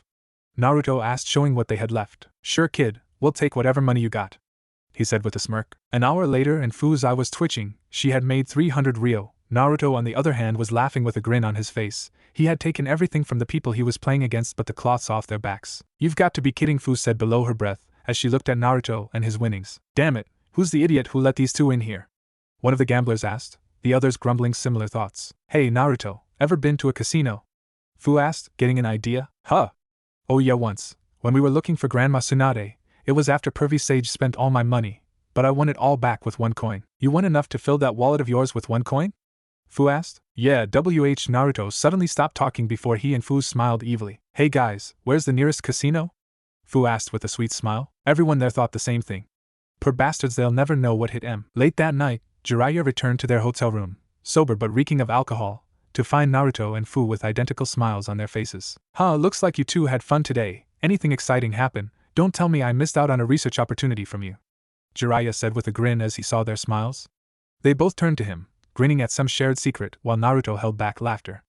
Alright, what's got you so happy? He asked before Naruto pulled out a sealing scroll and promptly opened it, and in a poof of smoke, about 30 million ryo in cases appeared. What the hell happened? What did you do? One explanation later. You made all this at a casino? Jiraiya asked in disbelief. So this is where Tsunade's luck went. Back in Konoha, Tsunade was sitting at a small round table with Anko and a fair amount of money between them, both holding cards when she sneezed. Someone must be talking about me, she noted, probably the old pervert. Anko stated with a smirk. Lady Tsunade! Shizen yelled as she ran into the room. You shouldn't be doing this. I thought you'd stop when you became Hokage. Oh, lighten up, Shizen. I'm only playing for small change. Yeah, but that's enough for Dango, so hurry up and let me take your money, Anko said, still smirking. Aren't you cocky? This should wipe that smirk off your face, Tsunade said as she showed her hand, 4 tens and a queen. She reached for the money but is stopped by Anko. Not so fast, Lady Hokage, straight flush. Anko said with a slight mocking tone as she showed her hand, an ace to a 5. Shizen sighed and face-palmed and Tsunade twitched. Shizen wished her master would learn to stop gambling. She really didn't understand it. Winning can be a thrill, but Tsunade almost never did, and when she did win it was usually a bad omen. Speaking of her, I'd better be far away when she hears about this, but I should send a shadow clone. She's bound to vent on the brat, should be quite the show.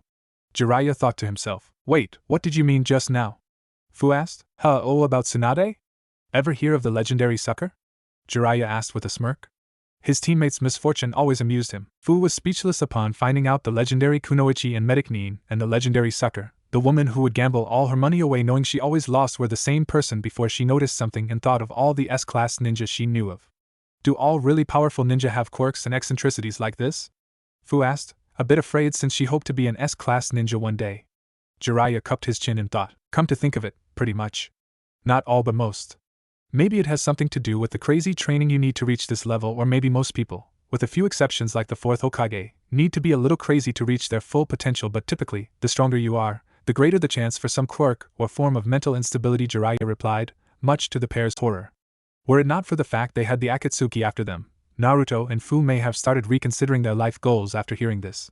But enough of such thoughts, I for one, am going to bed.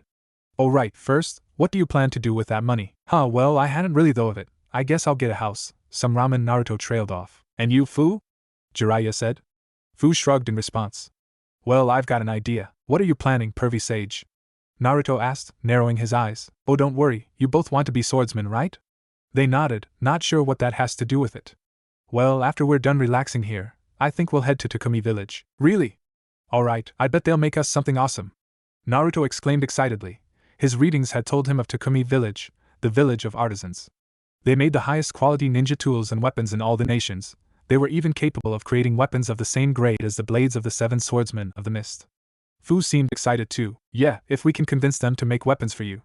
Anyway, that's after our downtime, now let's get some sleep. A week later, they had had their fun and were just about ready to begin their training again, but as Jiraiya said, they would take a side trip to Takumi village. Naruto had gone to another casino and took for a small fortune before he and by association, Fu and Jiraiya were banned, making a total of 70 million ryo, which they opened an account for. Currently, they had just set foot in Takumi village. Takumi village was a small village that lay deep in a bamboo forest. They walked through the village and were looked at oddly by the people, not nearly as bad as the looks the two Jinchuriki used to get in their old villages, but it was still affecting them, reminding them of times they wished they could forget. Ero-sensei, why are they looking at us like this? Fu asked. Probably because the ninja villages have been nothing but trouble for them. Jiraiya replied. Naruto responded. The people of Takumi are freelance weaponsmiths. They don't have any real alliance with anyone and few ninja. They sell their tools to anyone who can pay. What's wrong with that? Sounds like a good deal to me. Naruto asked. It is in times of peace. Jiraiya replied seriously. Before Naruto could ask what he meant, the old man stopped. They stood before a unique smithy, far more elaborate than its competitors. Alright, here we are. This is the smithy of Saimai, named after the man who founded this village, and the best weaponsmith alive. Jiraiya said. Why do I get the feeling there's a catch? Fu asked. Good instincts. If he doesn't like you, he won't make you a weapon. Jiraiya said as he knocked on the door. Come in, a gruff voice said. Jiraiya opened the door and they stepped inside what seemed like a cross between a craftsman's workshop, smithy and laboratory. Inside was a tall, lean old man in his late 60s. He had a triangular beard, shaggy gray hair and onyx eyes. He wore a gray shirt with matching pants, wooden Geta sandals and a dark purple long coat. I guess you're here for a weapon. You got it, but not for me. Jiraiya said as he stepped aside and indicated his pupils. Are you kidding? These brats? You think they're worthy of wielding a blade of this village, let alone one of mine? Don't make me laugh. Naruto growled and Fu narrowed her eyes. Don't underestimate us, old man. Naruto started before taking a step forward, which seemed to amuse the old man. Hey now, don't tell me you're going to attack me. Our village doesn't train ninja, brat. We only learn to manipulate chakra for our craft. Beating on an old man with little skill as a ninja isn't exactly going to prove your worth. Saimai said, although said this in a mocking tone, as if he believed he would win in a fight between them. Speaking of being an old man, I can't do all the work around here at my age and my apprentice left on a delivery. If you help out around here till he gets back in a few days, I'll consider it. Naruto was about to object when Jiraiya answered for him. Fine, they're all yours. What? Pervy sage, are you serious? Naruto asked indignantly. Look, if you want the best weapon, he's your guy. Besides, think of it as strength training. No doubt he'll have you do some heavy lifting and I'll reapply your weight seals. Jiraiya replied with a smirk and a tone that said that though he was amused, this was final. Naruto grumbled. Ero-sensei, what are you going to do while we're working on this? Fu asked with narrowed eyes, sure he was just going to visit hot springs or use his transparency jutsu. Oh, don't you worry about me, there's plenty I can do in my spare time. Have fun now, you two, Jiraiya said as he walked off. 20 minutes later, they stood outside the shop were ready to begin. All right, brats, the old man said as he walked to a large open container, almost empty aside from a few pieces of charcoal. Your first job is to cut bamboo from the forest, and use it to make charcoal and fill this back up. Can't work the forge if I don't have any fuel. 3 days later and the pair were questioning whether or not this was worth it. Saimai had them restock supplies, make repairs, basically a series of D-rank missions. As if that weren't bad enough, the guy treated them like dirt. Finally, Naruto had had enough. That's it. I'm not doing this crap anymore, I'll get a weapon somewhere else. Naruto shouted as he threw down a load of bricks he was carrying and crossed his arms. Not from this village, you won't, I'm the closest to a leader this place has. I say the word and no one here would make a blade for you or your friend. Saimai said, shocking Naruto and Fu. What the hell's your problem, old man? You and everyone else here been acting like we brought the plague or something. Naruto yelled. Because your villages bring us nothing but war and death. Saimai yelled, shocking the pair. What do you mean? Fu asked, curious of what Saimai meant. In times of peace, everything's fine. We sell our weapons, some of the finest in all the continent, to everyone. You ninja take those tools for granted, you show us no respect for our work, offer us no aid. When war comes, we are targeted so that the enemy doesn't use our weapons against them, even though we more than likely have made weapons for both sides. We have no true alliances, so we're left to fend for ourselves, and if we request aid from any village, we're reminded of our neutrality, regardless of what we've done for that village. Saimai explained, much to the pair's shock. Both take on sad, pensive expressions. Our village has come close to destruction many times, and when peace arrives again, you ask for us to make weapons for you, when you attacked us unprovoked or denied us the help we needed. If we did actually make an alliance, all that village's enemies would make it a priority to destroy us. Your ninja villages have brought us nothing but trouble. The old man said before he began to walk away. I'll help, Naruto said quietly. I'll help your village whenever you need it after I become Hokage. Naruto said with determination. You want to be Hokage? Heh, as if a brat like you could ever hope to be a Kage. Don't underestimate me. I don't quit and don't run. I'll become Hokage and protect the village, and I'll help your village whenever you need it, Naruto declared. No one should have to watch as those precious to them die, and as Hokage, I'll do everything in my power to help you, for everything you've done for us, and I never go back on my work, because that's my ninja way. Fu, whose face was slightly tinged red, and Saimai said nothing for a few moments. Fu's respect for the boy had risen a bit from hearing this. After a moment, Saimai scoffed. Whatever you say, kid, the master weaponsmith said as he walked away. Finish with that, you're done for the day. He turned around a corner to find Jiraiya leaning against it. Jiraiya stopped him as he walked by. Interesting kid, huh? Jiraiya said. TCH, why'd you bring such a loudmouth brat with you, like he'll actually follow through with any of that? Don't sell the kid short. Being Hokage is his life's dream. He lived a harsh life, he was an orphan shunned by everyone for something he had no control over. But no matter what happened, he never gave up. Kid's loyal to a fault and he always keeps his word, he'll follow through, provided his hot-headedness doesn't get him killed, that is. Saimai doesn't respond, and a moment later he walked away. The next day, they were called to Saimai's workshop. A young man wearing something similar to Saimai had joined them. He had brown eyes and hair. You must be the ones who helped my master when I was away, you have my thanks. The young man said sincerely, loyal to his teacher and aware of his advanced age. You're welcome. Fu said respectfully. Hey, yeah, now let's get out of here. Naruto said as he turned to the door. I thought you came here for weapons, kid.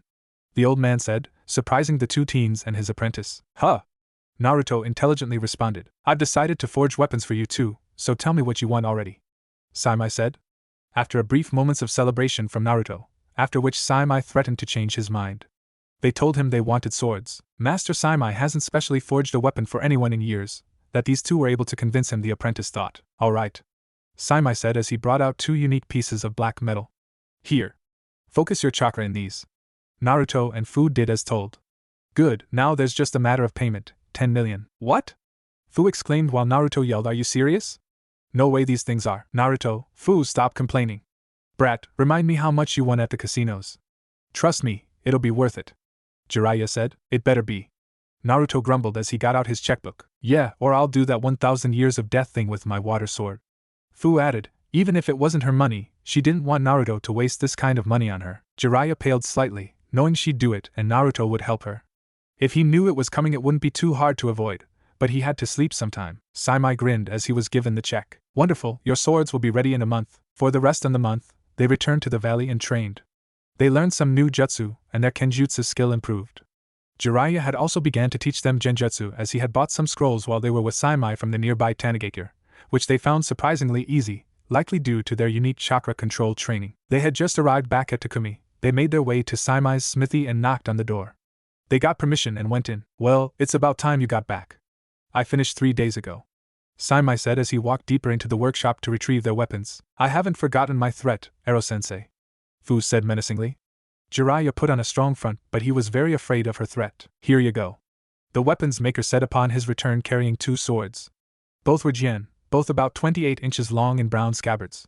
The first had black wrapping around the handle and a green circular gem in its gold guard. The second also had a gold guard and white wrapping with a green gem in the same location as the first. Whoa, Naruto said as he and Fu took their swords.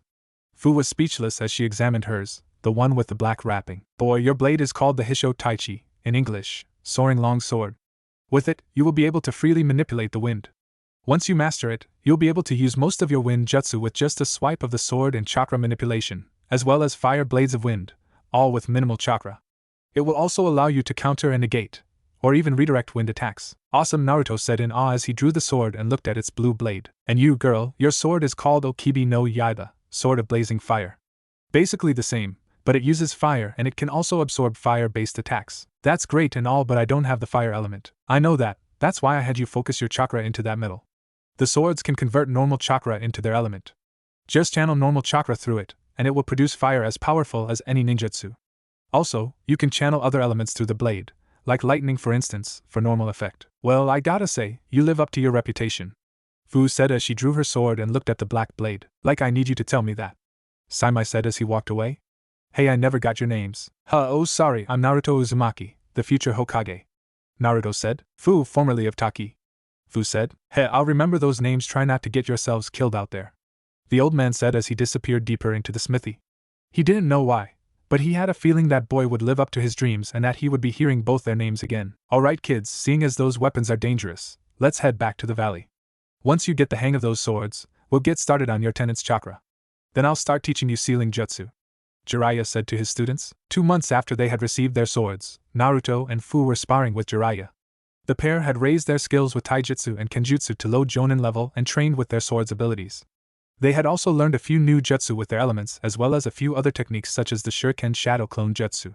Naruto had also begun to learn space-time jutsu to follow in his father's footsteps, but it was the same problem that they had with genjutsu. Jiraiya wasn't skilled in that branch of ninja arts aside from the summoning jutsu, and he had made little headway in the art. Their skill with genjutsu had improved and they could now use it in an actual fight, though not to particularly great effect yet. Still, they knew even a weak genjutsu could turn a battle if used correctly and at the right time. Jiraiya blocked Fu's Okibi no Yaiba with his kunai. The two traded blows for a bit before Fu jumped back to avoid an upward slash and lunged forward. Her sword suddenly consumed in fire as she slashed it through the air, unleashing a wave of fire. Jiraiya jumped over the fire and Fu only for Naruto to burst from the ground with an upward slash where he landed. The Toad Sage leaned back, barely avoiding the blade before jumping back and running though hand signs as Naruto charged towards him. Ninja art, needle jizo! Jiraiya yelled, his hair transformed into countless sharp needles and encasing him completely. Naruto stabbed at Jiraiya only for the blade to clash against the needle armor. Naruto jumped backwards into the air, recognizing this attack pattern. Ninja art, hell needles! Countless needles fired from the armor at the blonde, who swiped his sword, creating a gust of wind that blew the needles away. He landed near Fu, who thrust her blade forward as he slashed his tempest wind, searing blaze. Naruto and Fu yelled out, respectively. Naruto's slash created a powerful gust of wind, while a stream of fire erupted from Fu's sword, creating a firestorm. Jiraiya cursed at this as he disappeared in the blaze. Naruto and Fu looked on, both knowing they didn't catch the pervert. The blaze cleared to reveal Jiraiya was nowhere in sight. Naruto and Fu skipped back as they detected something beneath them, and Jiraiya jumped out of the ground. Earth-style dark swamp. Jiraiya called out and the ground Naruto and Fu landed on turned to chakra-infused mud. The pair land in the mud and despite their struggles, sink into the ground. Jiraiya smirked as he watched the pair struggle. Hey, it looks like it's still too soon for you to face me head-on, Jiraiya said, only for his smirk to fade when the two grinned before turning to smoke. Lashing wind. A whirling gust of wind carves a path in the ground towards the Toad Sage from the tree line behind him. Damn! Jiraiya jumped out of the way of the blast, right where the pair wanted him. Jiraiya landed and suddenly, A swarm of insects erupted from the ground and the toad sage yelled in shock as he is consumed by the swarm before a blade of wind cut into him and he to burst into smoke. Naruto and Fu looked where the sage once stood as they walked back into the clearing before smiling. Alright, you two, the real Jiraiya said as he approached the pair who turned to him. You win, but don't get cocky just because you beat my shadow clone. Get some rest. Tomorrow, we'll start training you to draw on your Bijuu's chakra. Take the rest of the day off. That night, Naruto and Fu talked while they sat around a fire at their camp and Fu noticed Naruto had been quiet, thinking about something intensely. Naruto, what's wrong? Fu asked concerned. Huh? What do you mean nothing's wrong? Naruto replied with a fake smile, which didn't fool the green-haired girl for a moment. Naruto, I know a fake smile when I see one, she said and his smile faded. What's wrong? Does it have to do with the Kyuubi? Yeah, there's something I haven't told you, Naruto said before telling her as much as he knew about the deaths of his parents. Fu was shocked to hear Naruto was the son of the fourth Hokage, and about the deal he made with the Kyuubi. This also intrigued the Nanabi. The Bijuu could hear and see everything their hosts could, although they could only converse when their host wished it, when asleep, when they felt intense negative emotion or when trying to channel their Bijuu's chakra. The Bijuu's feelings on each other, with a few exceptions, ranged from mild distaste to outright hatred, but they recognized each other's power. Though the Nanabi hated the Kyuubi, she also recognized he was much more powerful than her. That the Kyuubi would admit to needing help to kill a human was troubling. So tomorrow, we'll find out who's after us and I'll find out who's responsible for what happened that night. I see. Hey, Naruto, Fu said, getting his attention, wanting to get his mind off that. I don't think I ever asked, but what are your friends like? Oh, well, there's Shikamaru. He's the only one of us who made Chunin. He's lazy and he's always complaining about something and would like to watch clouds all day, but he's really smart. There's Kiba. He's louder than I am and acts like he's in charge, but he's really loyal and always has his dog with him. He's an Inuzuka, isn't he? Fu asked. That was one of the clans Jiraiya had made them read about. Yeah. Then there's Ino. She was always thinking about boys and dieting. A fangirl? Fu asked with a slight scowl. Yeah, but she was getting out of it when I left. She always speaks her mind, she's confident and has a kinder side. Then there's Choji. He's an Akimichi, so he's fat. But don't call him that actually. Never call any Akimichi that. He's always eating. But he's kind and friendly and knows a lot about food. He went on to briefly describe Irika, Neji, Lee, Shino, who he didn't know much about but had Fu's interest due to his insects, and Tenten, who he also didn't know much about but felt was worth mentioning. There's Hinata. She's kind and determined, but she's really quiet and she always turns away when I look at her. What do you mean? Fu asked, her eyes narrowing slightly. Well, whenever I look at her, she turns away and blushes. Naruto explained and a look of realization crossed Fu's face. What? Nothing, Fu replied, feeling slightly jealous of the girl. Anyway, then there's Sakura, Naruto said, looking to the ground. She's your teammate, right? The one you like? Fu asked and he nodded. What's wrong? It's just she likes someone else. You're sure? Fu asked and Naruto began to explain the relationship between them, which led to her asking about Sasuke. To say she was shocked by what she heard would be an understatement. Fu knew of the Uchiha massacre and of the survivors, but didn't know the two were brothers, and she was horrified by what Sasuke did to Naruto at the Valley of the End. Naruto, why do you want to save him if he rammed 2 lightning blades through your chest? I understand wanting to save your friend, but it sounds like he wants nothing to do with you or the village. Is it because you made a promise to Sakura? That's part of it, but what kind of Hokage would I be if I couldn't save one friend? Naruto asked, and Fu's eyes widened slightly. I knew, since I first met him, that he was full of hatred. He glared at me, with the same look I got everywhere, but he wasn't looking at me. He looked at everything like that. But after we became a team, he changed. He started to open up to me and Sakura and risked his life to protect us. He even once took and hit for me we both thought would kill us. He and my team became like family. He was like a brother to me. But then Itachi did something to his mind. That and Orochimaru's curse seal changed him. I don't care how hard it'll be, I won't abandon my friend. Not only that, but he said, and Fu listened intently. I know that if I had ever given in to the glares, the hatred, I could easily have ended up like him. Naruto finished and a melancholy mood fell over both of them, each knowing they could have easily had their lives ruled by hatred too. I understand wanting to save him from living in hatred and loneliness like we used to, but he's not like us. We lived like that because everyone shunned us. He abandoned those who cared about him and chose to live like that willingly.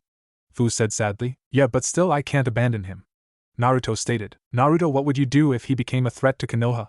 Fu asked, and Naruto's head shot up to look at her. I know what you're going to say, but just consider it. If he became a threat to Konoha, what would you do? You asked me what kind of Hokage would you be if you couldn't save one friend, but look at what happened when Jiraiya and the third Hokage let Orochimaru go.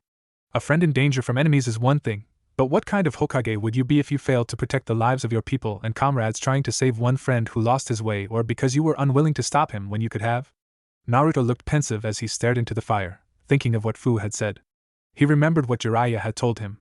Had he wanted to, Jiraiya could have killed Orochimaru after he left the village, just like he could have killed Sasuke had he not redirected his attack to scratch his forehead protector during their final clash at the Valley of the End.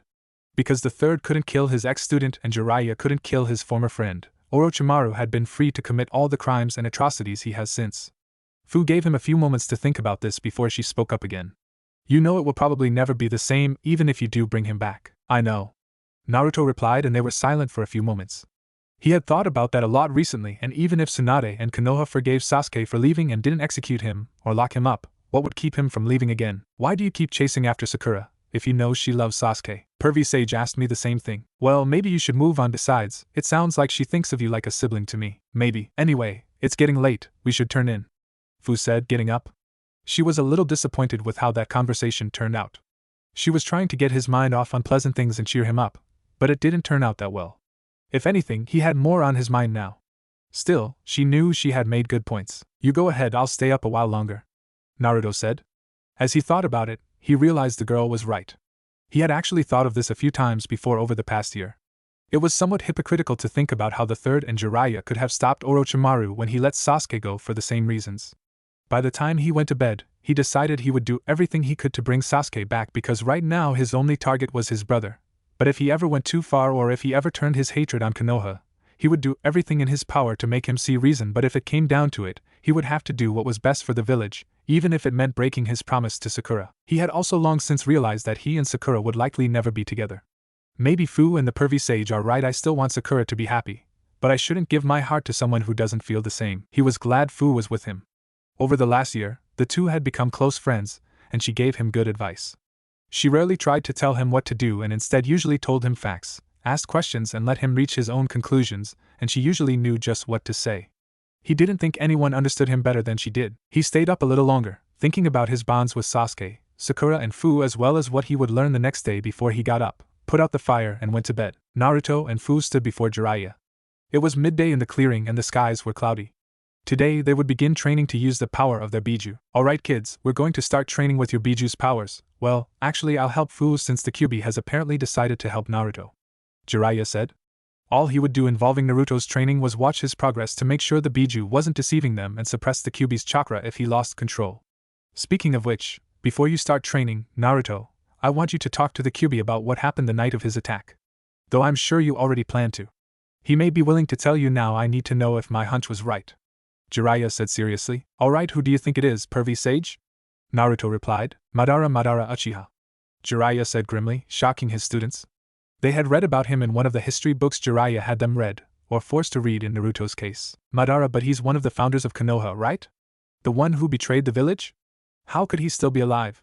Fu asked. I don't know, but he's the only one I can think of who would have the ability and motive to pull off an attack like that, and that the Kyuubi would hate so much but be unable to kill. Alright, pervy sage, Naruto said before getting in a meditative position and entering his mindscape. When he opened his eyes, he stood before the cage of the Kyuubi. I was wondering when you would show up, boy, the Kyuubi said as he looked down on his container.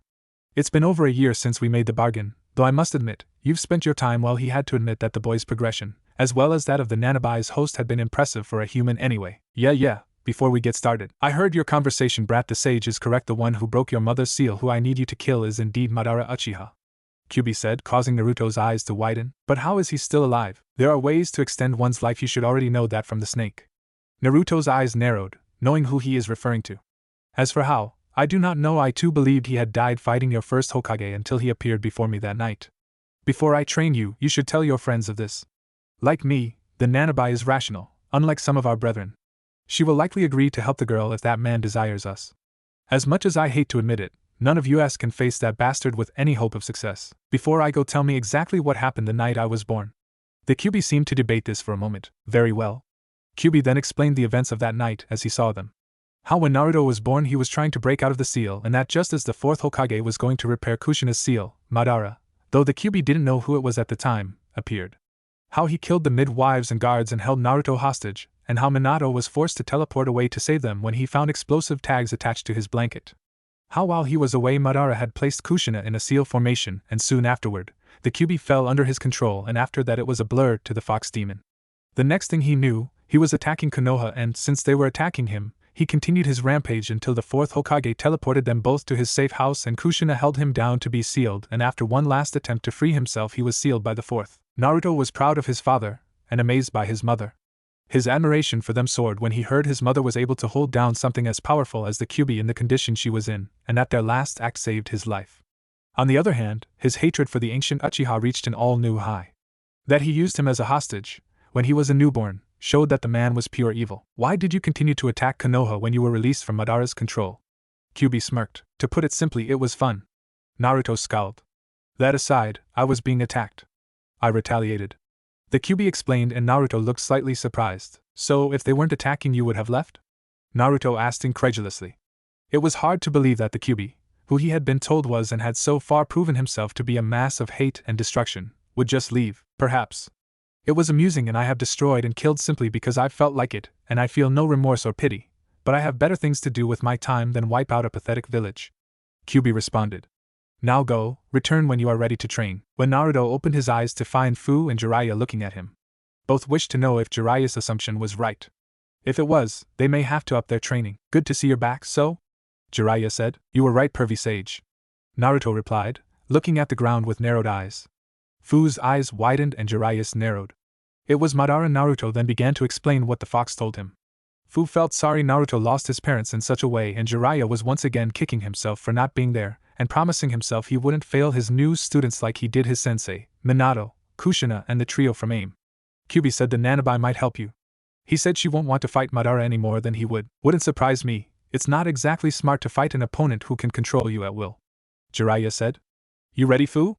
Fu nodded before she too entered her mindscape. Fu found herself in her mindscape, a dark cave with dripping stalactites standing before a large cage. Inside was an enormous blue armored beetle with 6 wing-like tails along with a 7th normal tail coming out of the end of its abdomen. So, Madara is alive and likely the leader of this Akatsuki to think he survived all these years. Nanabi said, still surprised. You met him? Fu asked. No, but I am aware of him and his abilities. Kyuubi is right, loath as I am to admit that, and that I must do this, but I will help you. I can have no true freedom so long as Madara lives and I cannot face him myself. Fu looked surprised. She hadn't really expected her to help.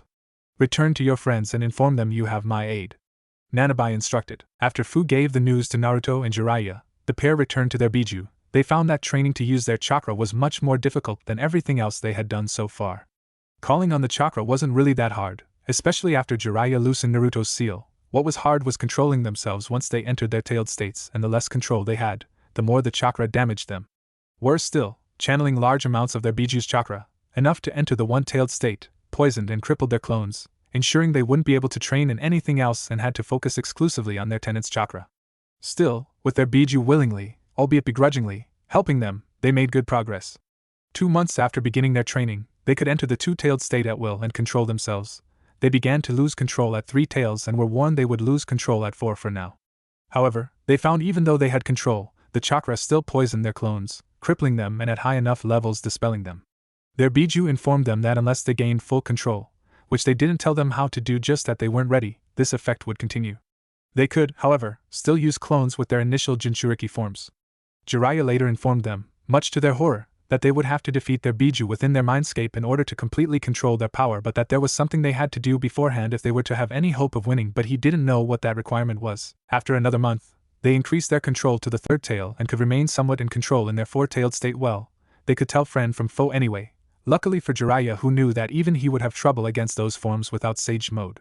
They had been told by their biju that their current 4-tailed states were actually a second version of their chakra cloaks, and they automatically transformed into them because of their lack of control. The pair stood before Jiraiya in another clearing next to a river. Their biju chakra training had pretty much destroyed the area they had been training in until now. Jiraiya had gotten out a sealing scroll for reasons they didn't yet know. Okay, kids, say goodbye because you won't be seeing each other for the next 2 months. Jiraiya said, shocking the pair. What? What are you talking about, pervy sage? Where are we going? Naruto asked. It's about time you get better acquainted with your summons and what they can do, so you and I will be spending the next 2 months with the toads while Fu learns from the chameleons. Jiraiya explained. In addition to allowing us to summon them, summoning contracts allow them to summon us to their home. So, once you've said your goodbyes, I want you to summon messengers and tell them about our plans. After that, they'll reverse summon us to their homes. Okay, Fu said as she turned to Naruto. Well, guess I'll see you in 2 months. Fu said sadly. Naruto smiled somewhat sadly at her. Don't worry about it, these 2 months will be over before you know it. Fu returned Naruto's smile. Besides, I'm sure we'll learn a lot of awesome techniques. Yeah, you're right, Fu said. You ready? Naruto nodded. Alright then, go ahead, Jiraiya said, and the two made the hand signs, summoning jutsu. The pair slammed their hands to the ground, and in poofs of smoke, a fairly large, by normal standards, light green toad and brown chameleon appeared. What's up? The chameleon asked. I need you two to contact the great toad sages and the head of the chameleons, Jiraiya said. I want my two students here to learn how to use your abilities and work with you, so I want them to train with you guys for the next 2 months, Jiraiya explained, and the summons nodded. Now, if I'm not mistaken, there should be a portal in the chameleon's forest that leads to the land of Next, like the toads have a portal that leads to Konoha, that right? Jiraiya asked the chameleon. Yeah. Since the country and the Kubasaki clan have been destroyed, I guess we'll connect it to your village later, but for now, yes, the portal leads to the land of Next. Good, okay, that's all, Jiraiya said, and the two summons nodded and vanished. Jiraiya then walked to Fu and handed her the scroll. Alright, Fu, this scroll contains instructions on what I want you to do while you're with the chameleons, some techniques, knowledge of sealing arts, and a map with the place and time we'll meet. Okay, so Fu began before she disappeared in a poof of smoke. Naruto's eyes widened, but before he could say anything, he and Jiraiya vanished as well. When Naruto opened his eyes, he and Jiraiya were in a breathtaking mountain range with a rich and beautiful land. So, you're little Jiraiya's new pupil, eh? Said an old male toad standing before him. Huh? Who are you, Grandpa Toad? Naruto asked, and the toad chuckled at the name. And why are you calling Pervy Sage little? Jiraiya grimaced when the toad heard Naruto refer to him like this. The toad laughed when he heard this. Pervy Sage. That fits him perfectly, the toad said, still laughing. Naruto, be mindful of who you're speaking to. This is Fukusaku, the head of the toads and the one who taught me the sage arts. Jiraiya scolded a shocked Naruto. He reminds me a lot of you when you were young, little Jiraiya, Fukusaku said with a smile. Though he lacks your perverted side. You're the one who taught Pervy Sage, huh? Hey, what are sage arts anyway? Well, it's a little early to teach you and you don't really fit the requirements yet, but there's no harm in explaining them to you, Fukusaku replied before he began to explain senjutsu to Naruto. At the same time, Fu reappeared in a lush forest brimming with insect life, standing before Shiromari. It's been a long time, Fu. So, Rika tells me you wish to train with us for a while, the chameleon boss said. Yeah, for the next 2 months. How've you been? Good, thank you again for allowing me to finally return to my family. So, what can you tell me about you guys and what can I learn from you? Daichi didn't really know much. I've been told the two you've been traveling with have the toad contract. Well, we don't have anything like their senjutsu, but we can teach you some unique jutsu, how to imitate our camouflage abilities and how to work with us and use our abilities, Shiromari said. 3 days into his training, Naruto was laying on his back staring at the night sky. He had been amazed by what he learned of sage mode and senjutsu, though they didn't start teaching him yet. Surprisingly enough, he understood what they were talking about without them having to dumb things down or create analogies. He had to admit, Jiraiya's insistence on having his clones read and memorize all those books was paying off. He knew that before that, a lot of what Fukusaku said would have completely gone over his head. He had also thought of ways to use the wind like sage mode manipulated natural energy, and thought up a few new techniques based on the idea. These ideas were only possible due to their training with their elements with those 5-pronged seals. While there, he had a reunion with Gamakichi, Gamatatsu, and Gamabunta, and they and Fukusaku had told him of some of the toad's other abilities. At the moment, he was wondering how Fu was doing with the chameleons. He found himself missing her more than he thought he would, more than he did Sakura. When he thought about it, he enjoyed being around her more than he did Sakura, too. Hey kid, what are you doing out here by yourself? Gamakichi asked. He was probably Naruto's best friend among the toads.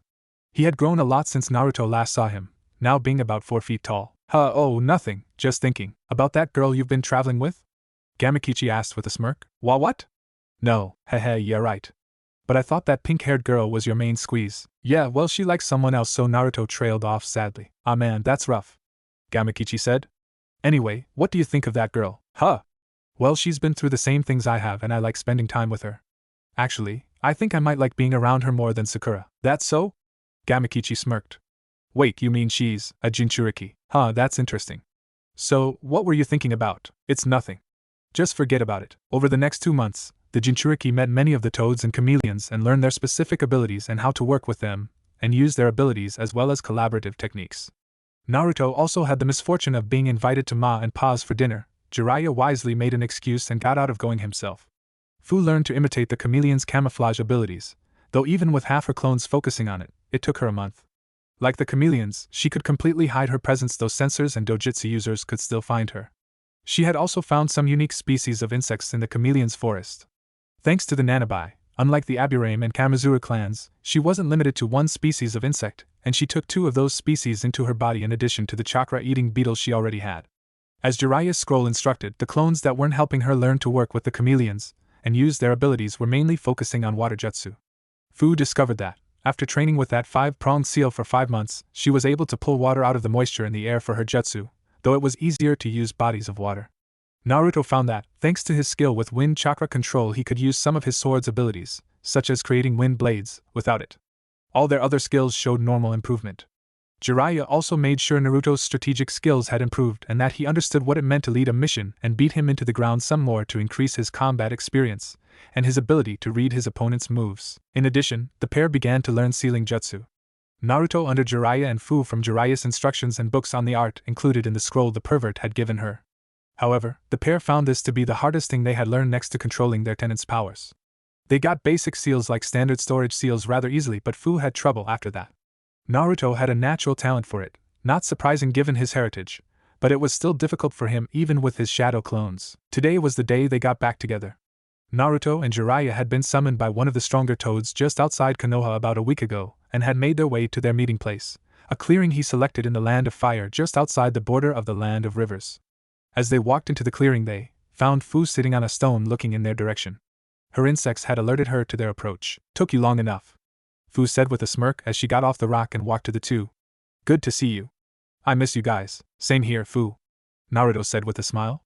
After their reunion was over, they explained what they had learned to each other. 2 days later, Naruto and Fu were sparring in a clearing by a river. Their clones were training as usual down the river. Both were wearing Jiraiya's 4 limbs weighting seals. The sun was beginning to set, and they were just about done for the day, the weight seal beads on their arms already red and ready to come off. Both their taijutsu styles relied on the speed they had gained while training with the weight seals, but Naruto's focused on strength whereas Fu used her flexibility to gracefully avoid attacks and counter. Not that her blows weren't strong too. The 2 traded blows for a while. Naruto was more skilled at taijutsu, but Fu's style gave her the advantage. While he blocked most of Fu's attacks and this was wearing him down, Fu dodged his attacks. Naruto was on the ropes. The spar ended when Fu ducked under a punch and grabbed his arm. Fu flipped him over her shoulder. Naruto landed on his back and Fu pinned him to the ground, sitting on his waist. "Looks like I win, Naruto," Fu said with a smirk. "Yeah, but, can you get up?" Naruto asked with a blush. Fu looked confused before she realized how she had positioned herself, and jumped back with a blush of her own.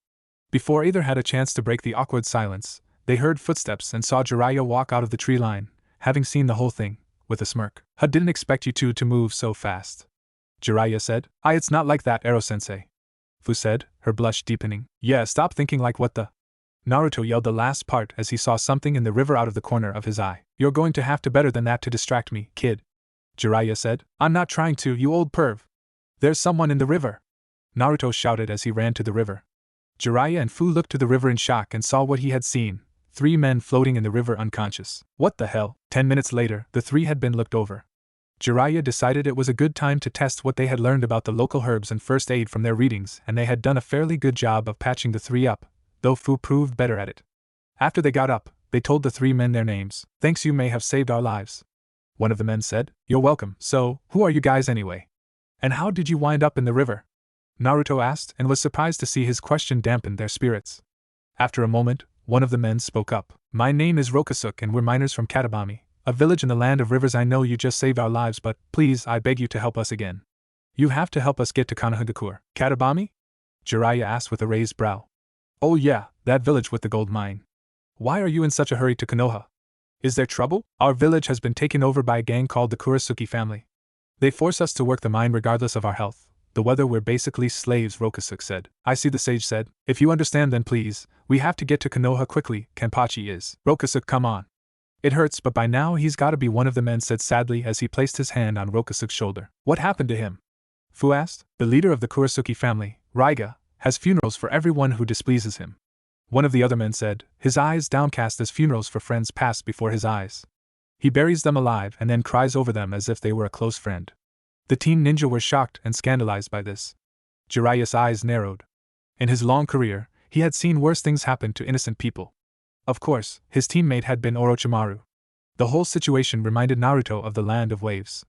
"We managed to escape when he was holding one of these funerals for our friend, but by now..." "That's terrible. Sounds like this guy's crazy. Wait, Raiga? Raiga Kurasuke?" Naruto asked. Jiraiya had him and Fu memorize Konoha's bingo book and a few others versions of the bingo book not distributed in ninja villages during their readings, and he recognized the name. He had to admit it was a good idea as he recalled the hapless fools who picked a fight with Jiraiya, not recognizing him until they heard his name. Yeah, how do you know him? He asked, a little fearful. They didn't seem the type, but if they were somehow affiliated with him, they were screwed. Then they noticed Naruto's forehead protector. Wait, you three are from Konoha? Yeah, we're on a training trip under Jiraiya of the Sannin. Naruto said, gesturing to Jiraiya. He didn't use his nickname for the pervert because he thought it wouldn't inspire much confidence from the three. Had the situation been different, Jiraiya would have smirked at being called something other than pervy sage by the blonde. To answer your question, we recognize him from the bingo book. Fu explained. Bingo books are books that, in general, list dangerous ninja. Raiga is an A-class missing nin from Kirigakure, the second highest level of ninja, and he has a 20 million Ryo bounty on his head. He's also a former member of the 7 Ninja Swordsmen of the Mist, a group made of the greatest sword-wielding ninja in Kiri. The three were shocked to hear how high Raiga's bounty was. How we can't very well just leave them like this, Jiraiya said. So kids, what do you say? How about we help them out? His apprentices smiled confidently and nodded. Are you crazy? You can't take him on by yourselves, Rokusuk said. Listen, remember when Fu here said Raiga was the second highest level? Well, I'm an S-class ninja, the highest class. Trust me when I say I can handle anything he and his group can throw at me, Jiraiya said, and the trio of miners' eyes widened when they heard this. Let's use this to see how you've improved. I'll watch over the mission, and if things go south, I'll be there to bail you out. Sound good? You got it. You guys ready to go? We've got a village to save, Naruto said with a grin. A day later, the group was walking down a path in a forest towards the village of Katabami. As they went, they were told more of the conditions the Kurasuki clan put them in, and Rokusuk constantly complaining about the speed they traveled at. It seemed he was still holding out hope that their friend was alive even after being buried for so long, but his friends were more realistic and tried to make him see the truth. It was near sunset when they walked out of the forest and saw a curry shop by the side of the road. What's this? Curry of Life shop, huh? We can use that as our base.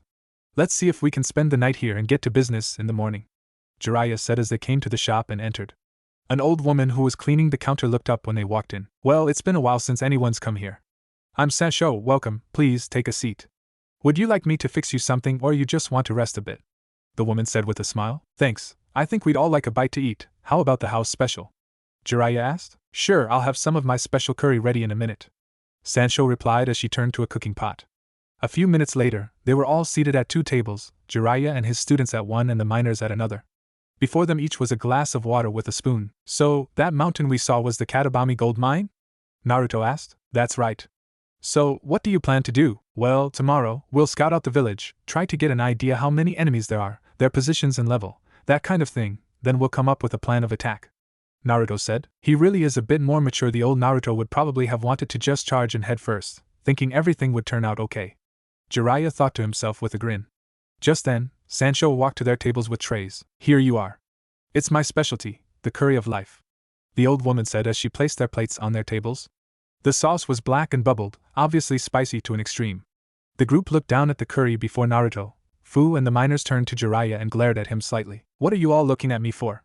Jiraiya asked as he noticed the glares. Isn't it obvious? Fu asked. You're the one who ordered this, Naruto said. Yes, well, let's just eat. We don't want to seem ungrateful, Jiraiya said, obviously not too pleased either, and the others reluctantly nodded before they all took a spoonful of the curry and slowly took their first bites. Then all their faces turned bright red and their eyes bulged. Seconds later, screams of pain could be heard outside the shop. Everyone was paralyzed by the intense spices for a moment before the ninja recovered and quickly grabbed their glasses and drank half the water in one gulp, gasping for breath afterwards. The miners still hadn't recovered. Wow, that's some curry, Jiraiya said to their host. Why, thank you, it's famous around these parts. I remember the last Konoha ninja who came through here. He collapsed from exhaustion, but one spoonful of my curry and he was wide awake, Sancho replied with a smile. Yeah, I'll bet, Naruto said. I don't think anyone could sleep through that. So, you're here by yourself? You don't have anyone to help out around here? Naruto said, thinking about using his shadow clones to help out. It might save them a bill, not that they couldn't pay, and it would be nice to help out the old woman. Sancho looked down sadly. Well, I do have a son, Karashir, but he went off to join that Kurasuki family, she said sadly as she closed her eyes, thinking of her son. I shouldn't have pushed him, always telling him to be strong and to stand up for himself. What? Are you saying he just left you here to worry about him? Fu was surprised. The jerk, don't worry Grandma Sancho, we'll get him back for you, Naruto said. Oh, you don't need to trouble yourselves, it's no trouble. We're here to take care of these guys anyway, so it's not like we'll be going out of our way or anything. Naruto replied, and the shop owner smiled. Thank you, young man. You can stay here the night, free of charge if you like. Sancho said. That night, Naruto and Jiraiya stayed in one room while the miners slept in another, and Fu had her own room. Naruto was sitting on his bed and Jiraiya was looking out the window, both slightly tense. Something told them something was off. In her room, Fu had a similar feeling. Suddenly, the three heard loud footsteps down the hall. This is terrible! Shouted one of the miners just before he opened the door to Naruto and Jiraiya's room. Rokusuke's gone. He must have headed to town on his own. Fu threw open the door of her own room when she heard this. Damn, at this rate, he'll get himself killed. So much for strategy. If we take our time now, he's dead. Naruto said as he stood up. Let's go. We need to hurry. Fu said. Rokusuke ran towards the village, intent on digging up his friend. Hoping against all odds that he had somehow survived all this time. Unbeknownst to him, he was sensed by Raiga's partner, Ranmaru, as Raiga stood on a cliff overlooking the town. Someone's coming, Raiga. Ranmaru said from his place on the swordsman's back. A pity it seems we'll have to hold another funeral. Raiga said sadly, sniffling a bit at the end. It was early morning when Rokusuke finally made it to his village. The sun had barely begun to rise. He snuck in as quietly as he could and was trying to dig his friend out. He sat there at his grave on his knees, his hands bruised from digging, but he didn't care. Hang on, Kanpachi, I'll get you out. Rokusuke said. Need a hand? A voice asked. Rokusuke looked up and saw he was surrounded by 7 black cloaked and hooded figures. He yelled out in shock and fell back, knowing there was no escape. Naruto and Fu rushed towards the village. Fu was cursing herself for not placing an insect on the man to track him. They had both seen the way he was acting. Although they thought he would be smarter than this, she should have taken a precaution. As they ran through the forest, Fu sent out a wave of insects ahead of them to collect whatever information they could before they arrived. They reached the village a few minutes later and looked down to see a group of villagers being forced into harsh labor while 4 black-cloaked men, members of the Kurasuke family as they had been described, watched over them. Their eyes narrowed as they saw these people. Like the miner had told them, they were basically slaves. They had little to no rights.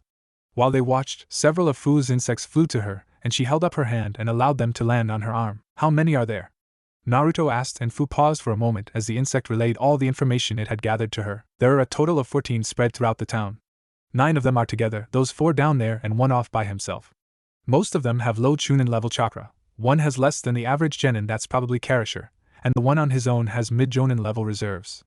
That one must be Raiga. Fu said, frowning as the insect informed her of something odd.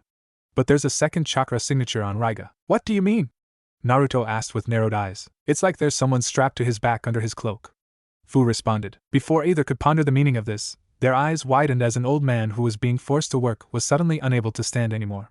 He fell over and all the raw ore he was carrying was spilled on the ground. The 4 thugs surrounded and threatened old man with a funeral if he didn't pick up the ore and get back to work. Alright, looks like that's our cue. Let's try to take these 4 out as quietly as we can. Naruto said, and Fu nodded before they each made a hand sign and created a single shadow clone. The now 4 teens then traveled underground with a jutsu. The 4 thugs watched with smirks, some laughing as the man frantically gathered the spilled ore before their eyes widened as 4 pairs of hands shot out of the ground and grabbed their ankles. They didn't even have time to cry out in shock before they were pulled deep underground, where they were covered in and drained dry of chakra by Fu's insects, their cries muffled by the ground. The old man looked where the men stood in disbelief for a few moments before Naruto, Fu, their clones and the unconscious criminals emerged from the ground in front of him. Okay, tie these guys up and cover their mouths. Naruto ordered the clones as he threw them some rope. You alright, old man? What have you done? The man said fearfully. They'll give me a funeral for sure, don't worry, we'll take care of them. Fu said before they all looked up as they heard a gong. What's that? Did we set off an alarm? Naruto asked. No, it's a summon, they're calling us to a funeral. The old man said. A funeral, do you think? Naruto asked Fu. Rokusuke. Fu said. She then mentally called out to her insects, calling one back for an update. Yes, I heard they captured him this morning. The last 9 members of the gang should be over there. Fu said. What about Raiga? Naruto asked as the insect returned, and she reached out her hand and let it land on her finger. He's not there, he must still be off on his own somewhere. Fu replied. Alright, come on, let's save this guy and take out all of the underlings while we're at it. Naruto said, and Fu nodded before Naruto turned to their clones. You two make sure these guys don't do anything funny. Raiga looked down on the funeral from a cliff. He loved funerals, they brought people together in mourning and remembrance. I remember when I first met Rokusuke, it's a happy memory. Raiga said. Is it? Ranmaru asked. Yes, I remember the smile he gave when we liberated the gold mine, that's how I'll always remember him. Raiga replied as tears fell from his eyes. Will you hold a nice funeral for me too? Don't talk like that. You're not going to die. Besides, I don't need a funeral to recall all the good times we've shared. Raiga, They're coming. Good, I want to see who he brought to rescue him, Raiga said as he wiped the last of his tears away. There are 3 of them, one of them seems to be watching, be careful, Raiga, Ranmaru warned. Even Jiraiya couldn't hide from his abilities. Don't worry, I will after all, you'll be there with me. Naruto and Fu arrived to see the group of thugs in a large graveyard digging a grave for Rokusuke. They frowned as they watched them prepare to bury the man alive and thought that all these graves marked where someone suffered the same fate. Already having a plan, the 2 created 4 shadow clones each. The Jinchuriki and 3 of their clones then spread out silently using Earth-style, underground move jutsu. After moving into position, they waited a few more moments before making their move. Several of the thugs chuckled to themselves as they dug the newest grave before they sensed something. They turned to see a pair of teens rushing them. They charged to meet them and were shocked when everyone who met the 3 ahead of the group were all defeated in seconds. They were weak by ninja standards, many genin could defeat them, but it was still more than enough to subdue a village of civilians. One jumped to the side to avoid an axe kick from Fu only to suddenly be finding a whip of water wrapped around his waist and arms. He barely had time to voice his surprise before electricity flowed through the water and he was shocked into unconsciousness. Another was suddenly blasted away by a powerful ball of wind. 2 more clones came out of the ground in between them, separating the remaining criminals. The thugs were quickly dealt with. In under a minute they were all on the ground unconscious. That was easy, Naruto said. They had decent reserves, but they were poorly trained. Fu observed. Alright, you guys get Rokusuke out of there. The clones all ran towards the coffin the miner was locked in. As they did, Naruto looked over at the last remaining gang member standing. He was using a grave marker to shield himself. So, I'm guessing you're Sancho's son, Karasher, Fu said as she looked at the young man. Yeah, what of it? Karasher asked, crossing his arms and acting tough now that they weren't hostile. How can you just leave that nice old lady alone like that? Do you know how much she's worried about you? Naruto frowned at him. So what? Besides, their leader is a great man, he liberated this village. What's your definition of liberating? Fu asked. This is basically slavery. How can you work for these people? Because now I'm part of something powerful. Really? So are you strong now? You hid behind your allies and let them do all the fighting for you, Naruto said. Either you're still weak, or deep down you know this is wrong. Karasher looked up at him. Besides, if you really want to be strong, then you need to be able to stand up for yourself. And what is it you plan to do with that strength? Do you really want to be strong at a cost like this? What if your mother did something to anger Raiga? Would you just stand by and let them bury her too? Karasher knew they were right, but he was still too afraid to go against the Kurasuke or try to stand on his own. He decided to act like he had truly seen the error of his ways and see which way the wind blew. You're right, I've been a fool. Please forgive me, Karasher begged. Fine, Naruto said as his and Fu's clones walked to them with Rokusuke. Both saw through Karasher but knew he wasn't strong enough to really do anything. Alright, you guys know the drill. Tie them up, stay here and watch over them. Rokusuke, you alright? Yeah, thanks for saving my life again. I'm sorry, but I just couldn't leave my friend buried alive like that, Rokusuke said. I understand for what it's worth. I'm sorry we couldn't save him, Fu said, and the miner nodded. I shouldn't have to tell you to stay here. The green-haired girl then walked over and looked around before looking up at a cliff. That's all of them, all that's left is Raiga. Good, then let's finish this, Naruto said as the moved at ninja speed up the cliff, leaving behind the miner, the thugs, the wannabe, and their clones. Naruto and Fu arrived at the top of the cliff and looked around. They were on a rocky plateau and seemed to be alone. Do you know where he is? Not yet, Fu replied. She sent a command to her insects to return and update on Raiga's position. Suddenly, a thick mist appeared out of nowhere. I know this, it's the hidden mist jutsu, Naruto said as he looked around. Fu nodded, having read about the technique, and sent out a swarm of her insects. Raiga looked down on them from a ledge overlooking the plateau, observing the 2 teens that had decimated his gang. What do you think, Ranmaru? It's incredible. They have enormous chakra reserves. One of them seems to be manipulating insects. My illusions won't work on them, Ranmaru said. I see. Are you ready, Ranmaru? Yes, Raiga. Fu had called back one of the insects that had managed to land on Raiga when she sent them out. She looked up at the nearby cliff. Up there, Fu said, pointing to the cliff. Got it. Wind style, great breakthrough, Naruto called out before he unleashed a gust of wind that blew away the mist and tore across the plateau towards Raiga. Raiga skipped backwards and focused chakra to his feet to anchor himself to the ground. He held up his arms to shield his face as the blast of wind hit. Raiga grunted with effort as he channeled as much chakra as he could to keep from being blown away. While he and Ranmaru had been talking about Rokusuke's funeral and watching the following events, the insects Fu had tagged him with, 12 in total and 10 still remaining, had been draining his chakra. While such a small amount of the bugs could only do so much, they had been working on Raiga for a while now. Naruto and Fu kicked off as fast as they could towards the cliff and quickly ran up to where Raiga stood as the mist began to cover the area again, drawing their swords as they went. Naruto reached the top first, jumped into the air and came down with a downward slash meant to cut Raiga in half. Raiga brought his blades, covered in bandages, together in an X formation to block and channeled lightning through them as Naruto channeled wind through his. The blades met with a clang and the two stood their ground. "You seem strong and your eyes show such determination," Raiga said. "I may hold a funeral for you after this is over." "You're the one who's going to need a funeral, pal," Naruto said before the both jumped back. Naruto slashed his sword repeatedly, creating 3 blades of wind, but was shocked when he heard a young voice predict his movements and warn Raiga, who then easily dodged his attacks. "Raiga! Behind you!" The voice called out, and Raiga spun around to block a flame-covered slash from Fu. Fu summoned a water blade to her left hand while holding Okibi no Yaiba in her right and mimicked Raiga, canceling the fire and channeling lightning through her swords, and the two clashed in a fierce exchange of swordplay. Fu had a speed advantage, but Raiga's ally predicted her every move and warned him, allowing him to dodge each strike before Naruto joined the fray. Raiga quickly found himself outmatched trying to fight the pair together. He channeled as much chakra into his legs as he could and jumped back. After about a dozen feet before he impaled his Kiba blades into the ground, not only to slow him down but also to prepare an attack. "Lightning Funeral, Feast of Lightning!" Raiga yelled before a wave of lightning bolts cut through the ground towards them. Naruto countered with a slash of his Hisho Taichi, unleashing his Tempest Wind attack. The whirlwind tore across the ground and dispersed the lightning. Fu slashed her sword, creating several dragons of fire as Naruto charged forward. The dragons twisted around him and flew towards Raiga. As Raiga dodged the first two, the third reared up and dive-bombed him, and he jumped back to dodge. "Raiga, he's right in front of you using the flames as cover," Ranmaru warned, and Raiga brought his swords together. "Ninja art, lightning ball!" Raiga yelled, and he threw a ball of pure lightning at the blonde. The ball hit as Naruto came out of the remnants of the fire and electrocuted him. "He's a clone!" Ranmaru yelled, and Naruto turned to smoke. "To your right!" Ranmaru warned, and Raiga turned to see a twisting cyclone carving a path towards him. He jumped to the side and Naruto lunged forwards, intent on impaling the man. Raiga blocked with his left blade and attacked with used his right to attack with a stab of his own. Without Fu's aid, Naruto quickly found himself on the defensive as Raiga's two swords gave him an advantage. Raiga went for a downward slash but had to disengage and jump back to dodge another fire dragon before being attacked from two sides from Naruto and Fu. He dodged a stab aimed at his stomach from Fu and blocked a slash from Naruto. However, Naruto followed up that slash with a kick that Raiga barely managed to dodge. Unfortunately for the swordsman, the kick hit the bag on Raiga's back and Ranmaru was sent flying. "Raiga!" Ranmaru called out. "Ranmaru!"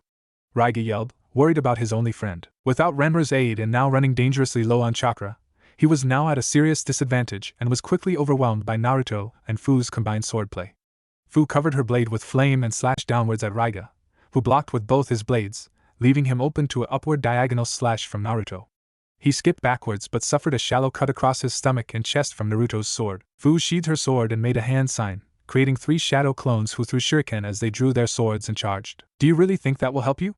Raiga yelled, and raged at the loss of Ranmaru as he deflected the projectiles. "Ranmaru, hang on!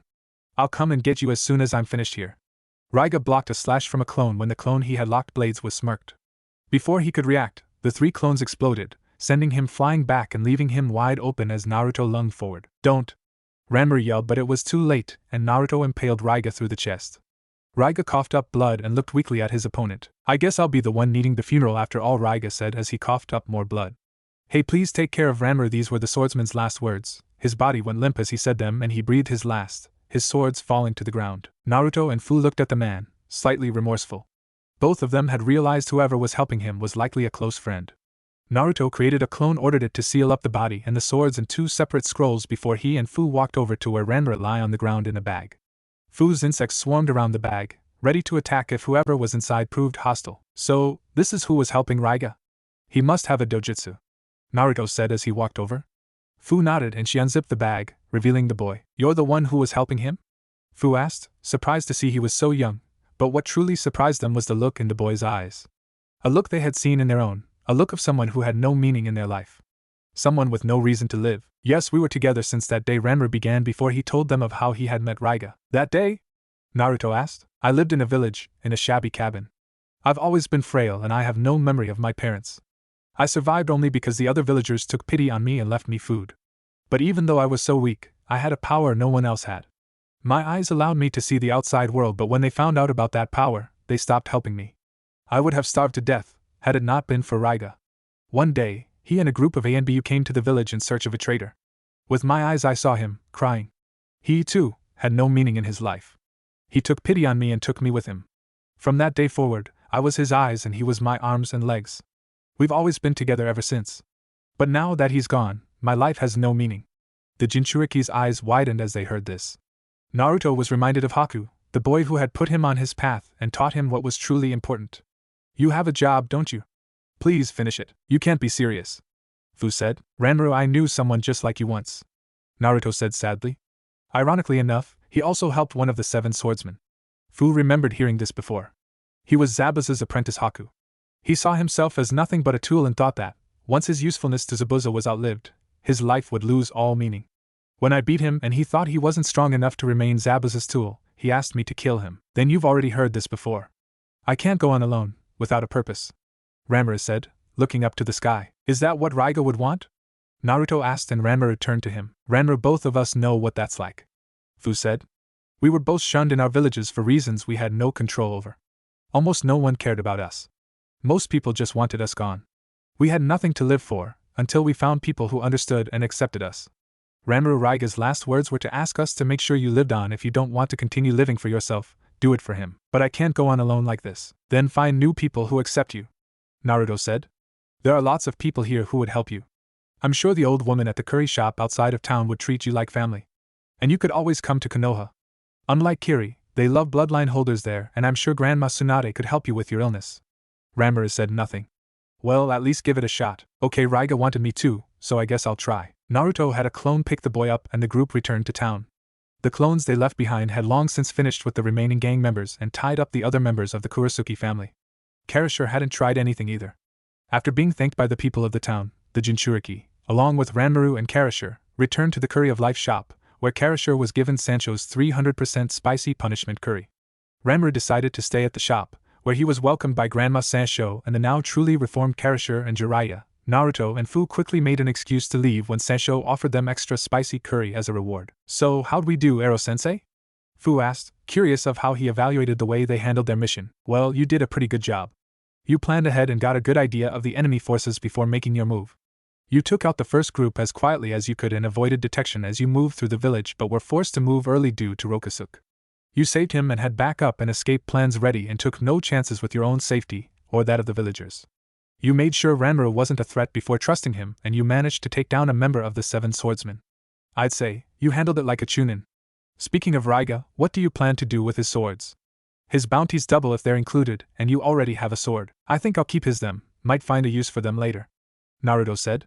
Fu should take the bounty. I don't really need it. I have more than enough to live off of from my casino winnings.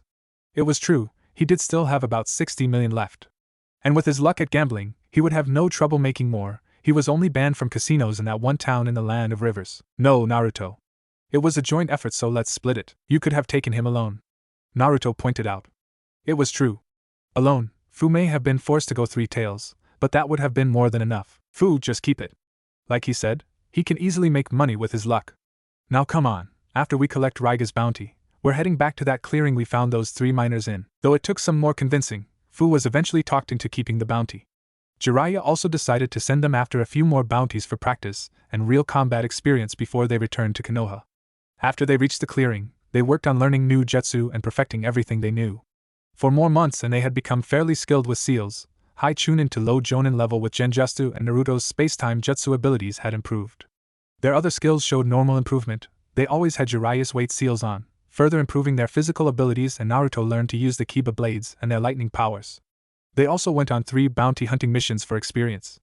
The first being a low jonin with a bounty of 10 million ryo, the second had been worth 7 million, and the third being a group of 8 chunin level missing nin and bandits led by a low jonin. Together these ninja were worth 14 million. That particular job showed good planning skills, as the group had taken many civilians hostage to use as slaves and they managed to save them all. Naruto couldn't convince Fu to keep all of it, and the 31 million was split between them. There was still a little over half a year left before it was time to return to Konoha, and Jiraiya decided that it was again time to take a week-long break, this time in a resort town with hot springs on the outskirts of the Land of Fire. The two had grown a bit. Naruto now stood at 5 feet 3 inches and Fu at 5 feet 2 inches. Fu's clothing style was mostly unchanged aside from the fact that her bandages had been replaced with fishnet armor that didn't cover her midriff. Naruto's tracksuit had been replaced with one that had black where the old one had blue and around the zipper. Naruto walked through the town alone. Jiraiya was off at a peaking on a hot spring and Fu was relaxing in another hot spring which Jiraiya made sure was far away from the one he was at because 1. She threatened to use a water sword enhanced 1,000 years of death if she caught him peeping on her, and 2, the last time she caught him peeping on a hot spring she wasn't in, she got Naruto and shrieked as loud as she could, "Ek! Pervert! There's a peeping Tom peeking on the hot springs." Which resulted in Jiraiya being beaten senseless by a horde of angry women while Naruto and Fu laughed their asses off at the spectacle. Naruto had been thinking about Fu. He had never connected with someone as well as he had with her, and he couldn't deny he thought she was attractive. They had grown very close over the past 2 years since they left Taki, talking about their experiences, likes, dislikes, and sharing various troubles and laughs, and he really liked spending time with her. As he was consumed with his thoughts of his mint-haired companion, he walked by a stand and something caught his eye. The stand had all sorts of decorations, ornaments and masks, but what had come to his attention was an orange hair clip. Naruto couldn't help but think how it would match the green-haired Jinchuriki's eyes. The stand owner, a middle-aged man, noticed the teen looking at his wares and, after waiting for a few moments to see if something would hold his interest, spoke up. "Hey kid, see anything you like?" the proprietor asked. Naruto's head snapped from the ornament to the man. "Huh. Oh yeah, I guess that hair clip, huh?" The man looked at the orange hair clip. Got yourself a girlfriend?" "What? No, I mean," Naruto sputtered. There's this girl I know and I think she'd like it, that's all." The stand owner smirked knowingly and chuckled. "Hell, whatever you say, kid. It's 80 Rio." The blonde paid for it and left. Naruto walked around town for the rest of the day. He had some snacks, played some games, and bought some souvenirs. It was a few minutes before sunset, and the sun was just over the horizon, painting the sky orange and the clouds a rusty red. He jumped to the top of a building searching for his friend to find her sitting on a nearby roof, watching the beautiful scenery. "Hey Fu, what are you doing up here?" Naruto asked as he landed nearby. Fu turned to look at the boy. "Oh, hey Naruto, just watching the sunset," she responded, looking back towards the sun. "It's beautiful, isn't it?" "Huh!" Naruto answered dumbly before looking to the sky. "Yeah, it is. I'm surprised I never noticed it before. In Taki, I would almost always climb to the top of the sacred tree and watch the sunset. It helped that I didn't have to worry about the glares up there," Fu said, and Naruto nodded. "Oh yeah, I got you this." Naruto reached into his pocket and pulled out the hair clip he'd bought. The girl looked surprised at the gift. "You got this for me?" Fu asked as she took it and looked at it in her hand. "Why? I thought it would look good on you. It matches your eyes." "My eyes?" The green-haired girl raised a brow. "Yeah, when we first met, I was drawn to them." "You have beautiful eyes, Fu," Naruto elaborated with a smile, causing Fu to blush before giving him a slightly annoyed look. "You're just saying that because they're your favorite color," Fu stated, and Naruto shook his head. "It's not just that. From the moment I saw them, I thought there was something striking about them. Not just the color, it's just I don't know. I always thought they were stunning." Fu's blush deepened from the blonde's words. "I also noticed that they had the same look mine used to have. I knew you had been through the same thing I had, that hell called loneliness. That's why I couldn't leave you like that." Naruto smiled. "And yeah, they are my favorite color," he said in a playful manner, causing Fu to giggle. "Thank you for that and the hair clip. This is the first thing anyone's ever given me," Fu said with a heartfelt smile before she attempted to put it on. "Here, let me." Naruto reached with his hand. The green-haired girl handed him the hair clip and Naruto placed it above her right eye. "There." The blonde smiled. "It suits you perfectly, you look really pretty." Fu's blush deepened as Naruto's gaze turned back to the sky.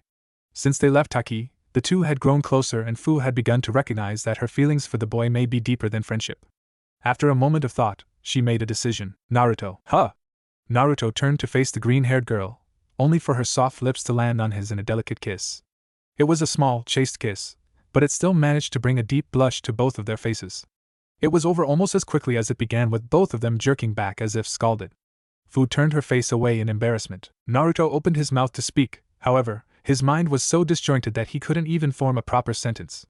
"Fu, what?" Fu turned back to him, uneasiness coursing through her, as she struggled to tell him how she felt. Her heart wouldn't stop beating as she tried to voice her feelings. "Naruto, I like you, I mean." The green-haired girl closed her eyes, taking a deep breath before opening her eyes and staring into the blonde cerulean pools.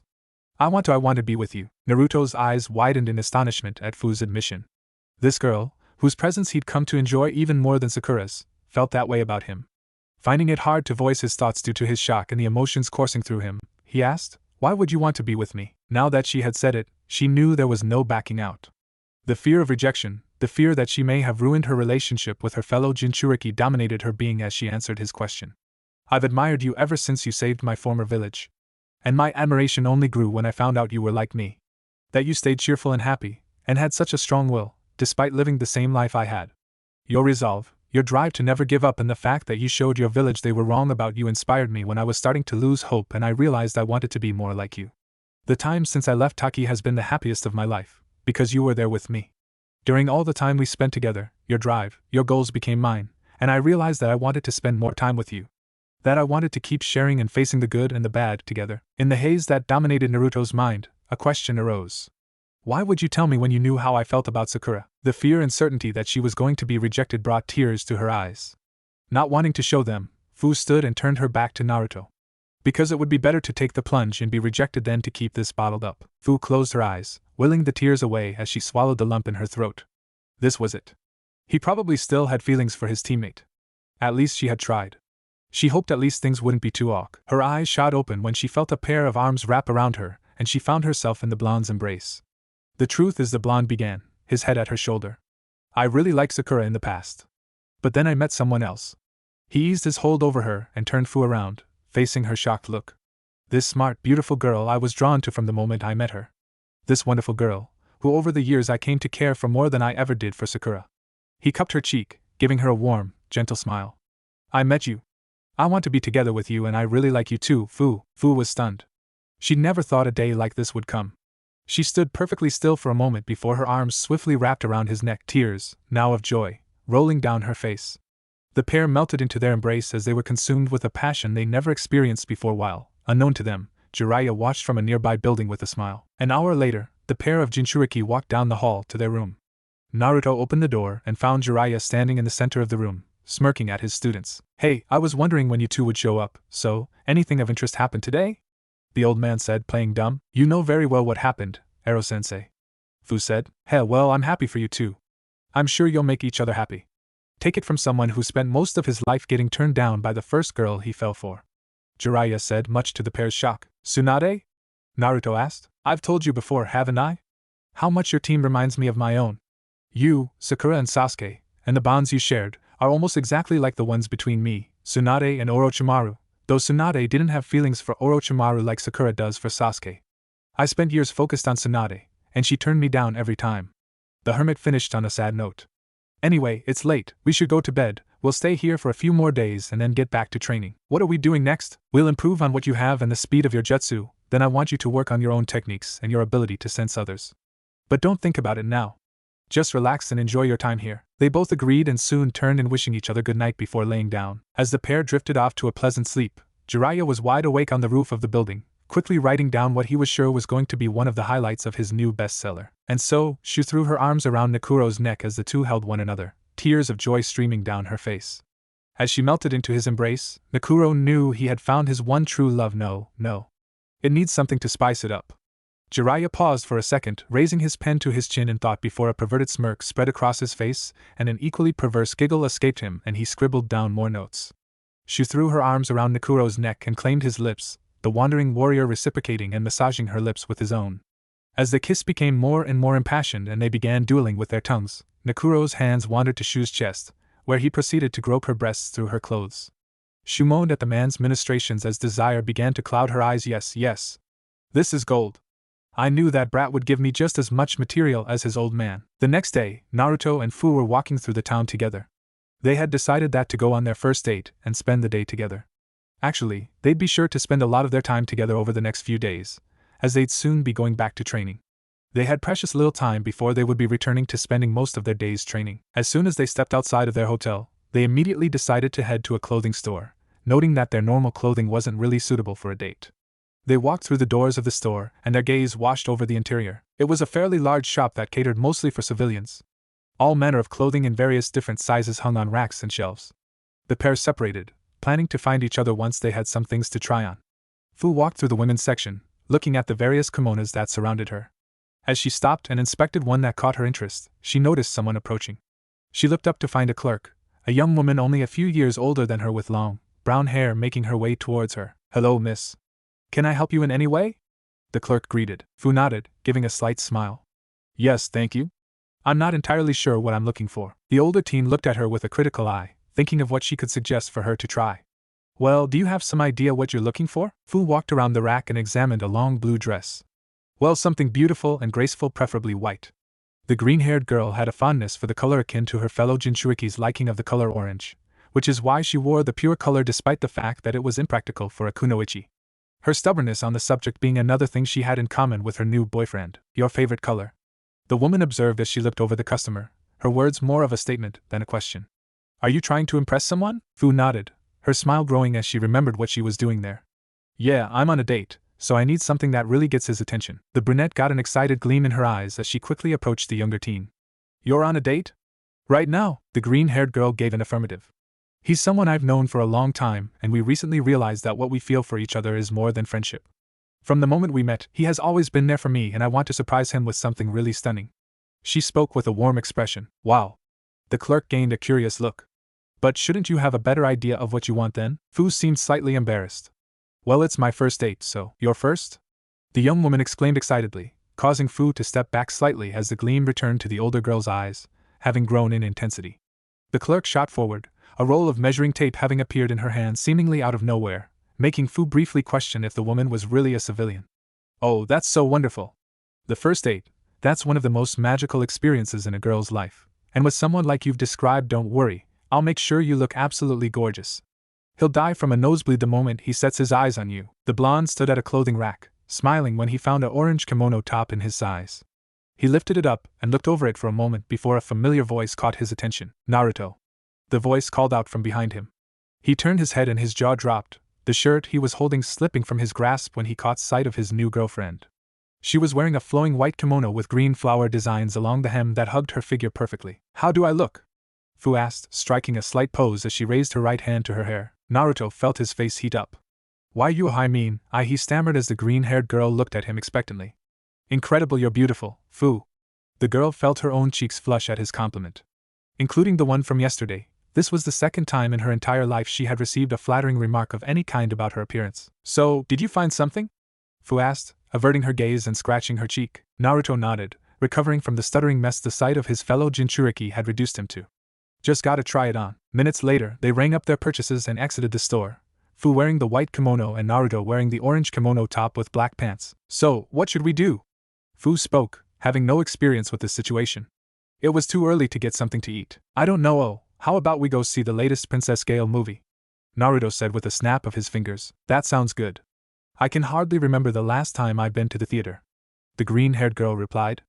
Before she could do anything else, Naruto held his hand out to her, a gesture that seemed to surprise her a bit. She looked to the blonde's face, and saw he was giving her a gentle smile. She returned his expression and let her hand join his. The pair then left in search of the nearest theater, their fingers laced together. Not knowing their way around the village, they had to stop and ask for directions, but soon managed to locate it. They stepped up to the booth and paid for their tickets and entered the building. The pair rushed down the halls, having gotten last-minute tickets, and entered the auditorium just as the lights began to go out. Phew, just made it. Naruto commented as they sat down in the red-cushioned seats near the edge of one of the center rows. The movie began with the princess and her most loyal follower standing on a cliff, looking down on what had been a battlefield. The bodies of the fallen lie strewn across the earth as the narrator explained the backstory, how, after the end of the last film, there had been a short period of peace before a new villain, a dark woman named Yu, the princess of a fallen kingdom, who possessed a malevolent, black-colored chakra appeared. Her chakra allowed her to summon and control an army of demons with which she waged war, intent on conquering the world to restore her fallen nation. Yu's unnatural chakra seemed to sap the life of all those around her, and so, the only hope was Princess Gale's fabled rainbow chakra, the only thing that seemed to counter the evil power.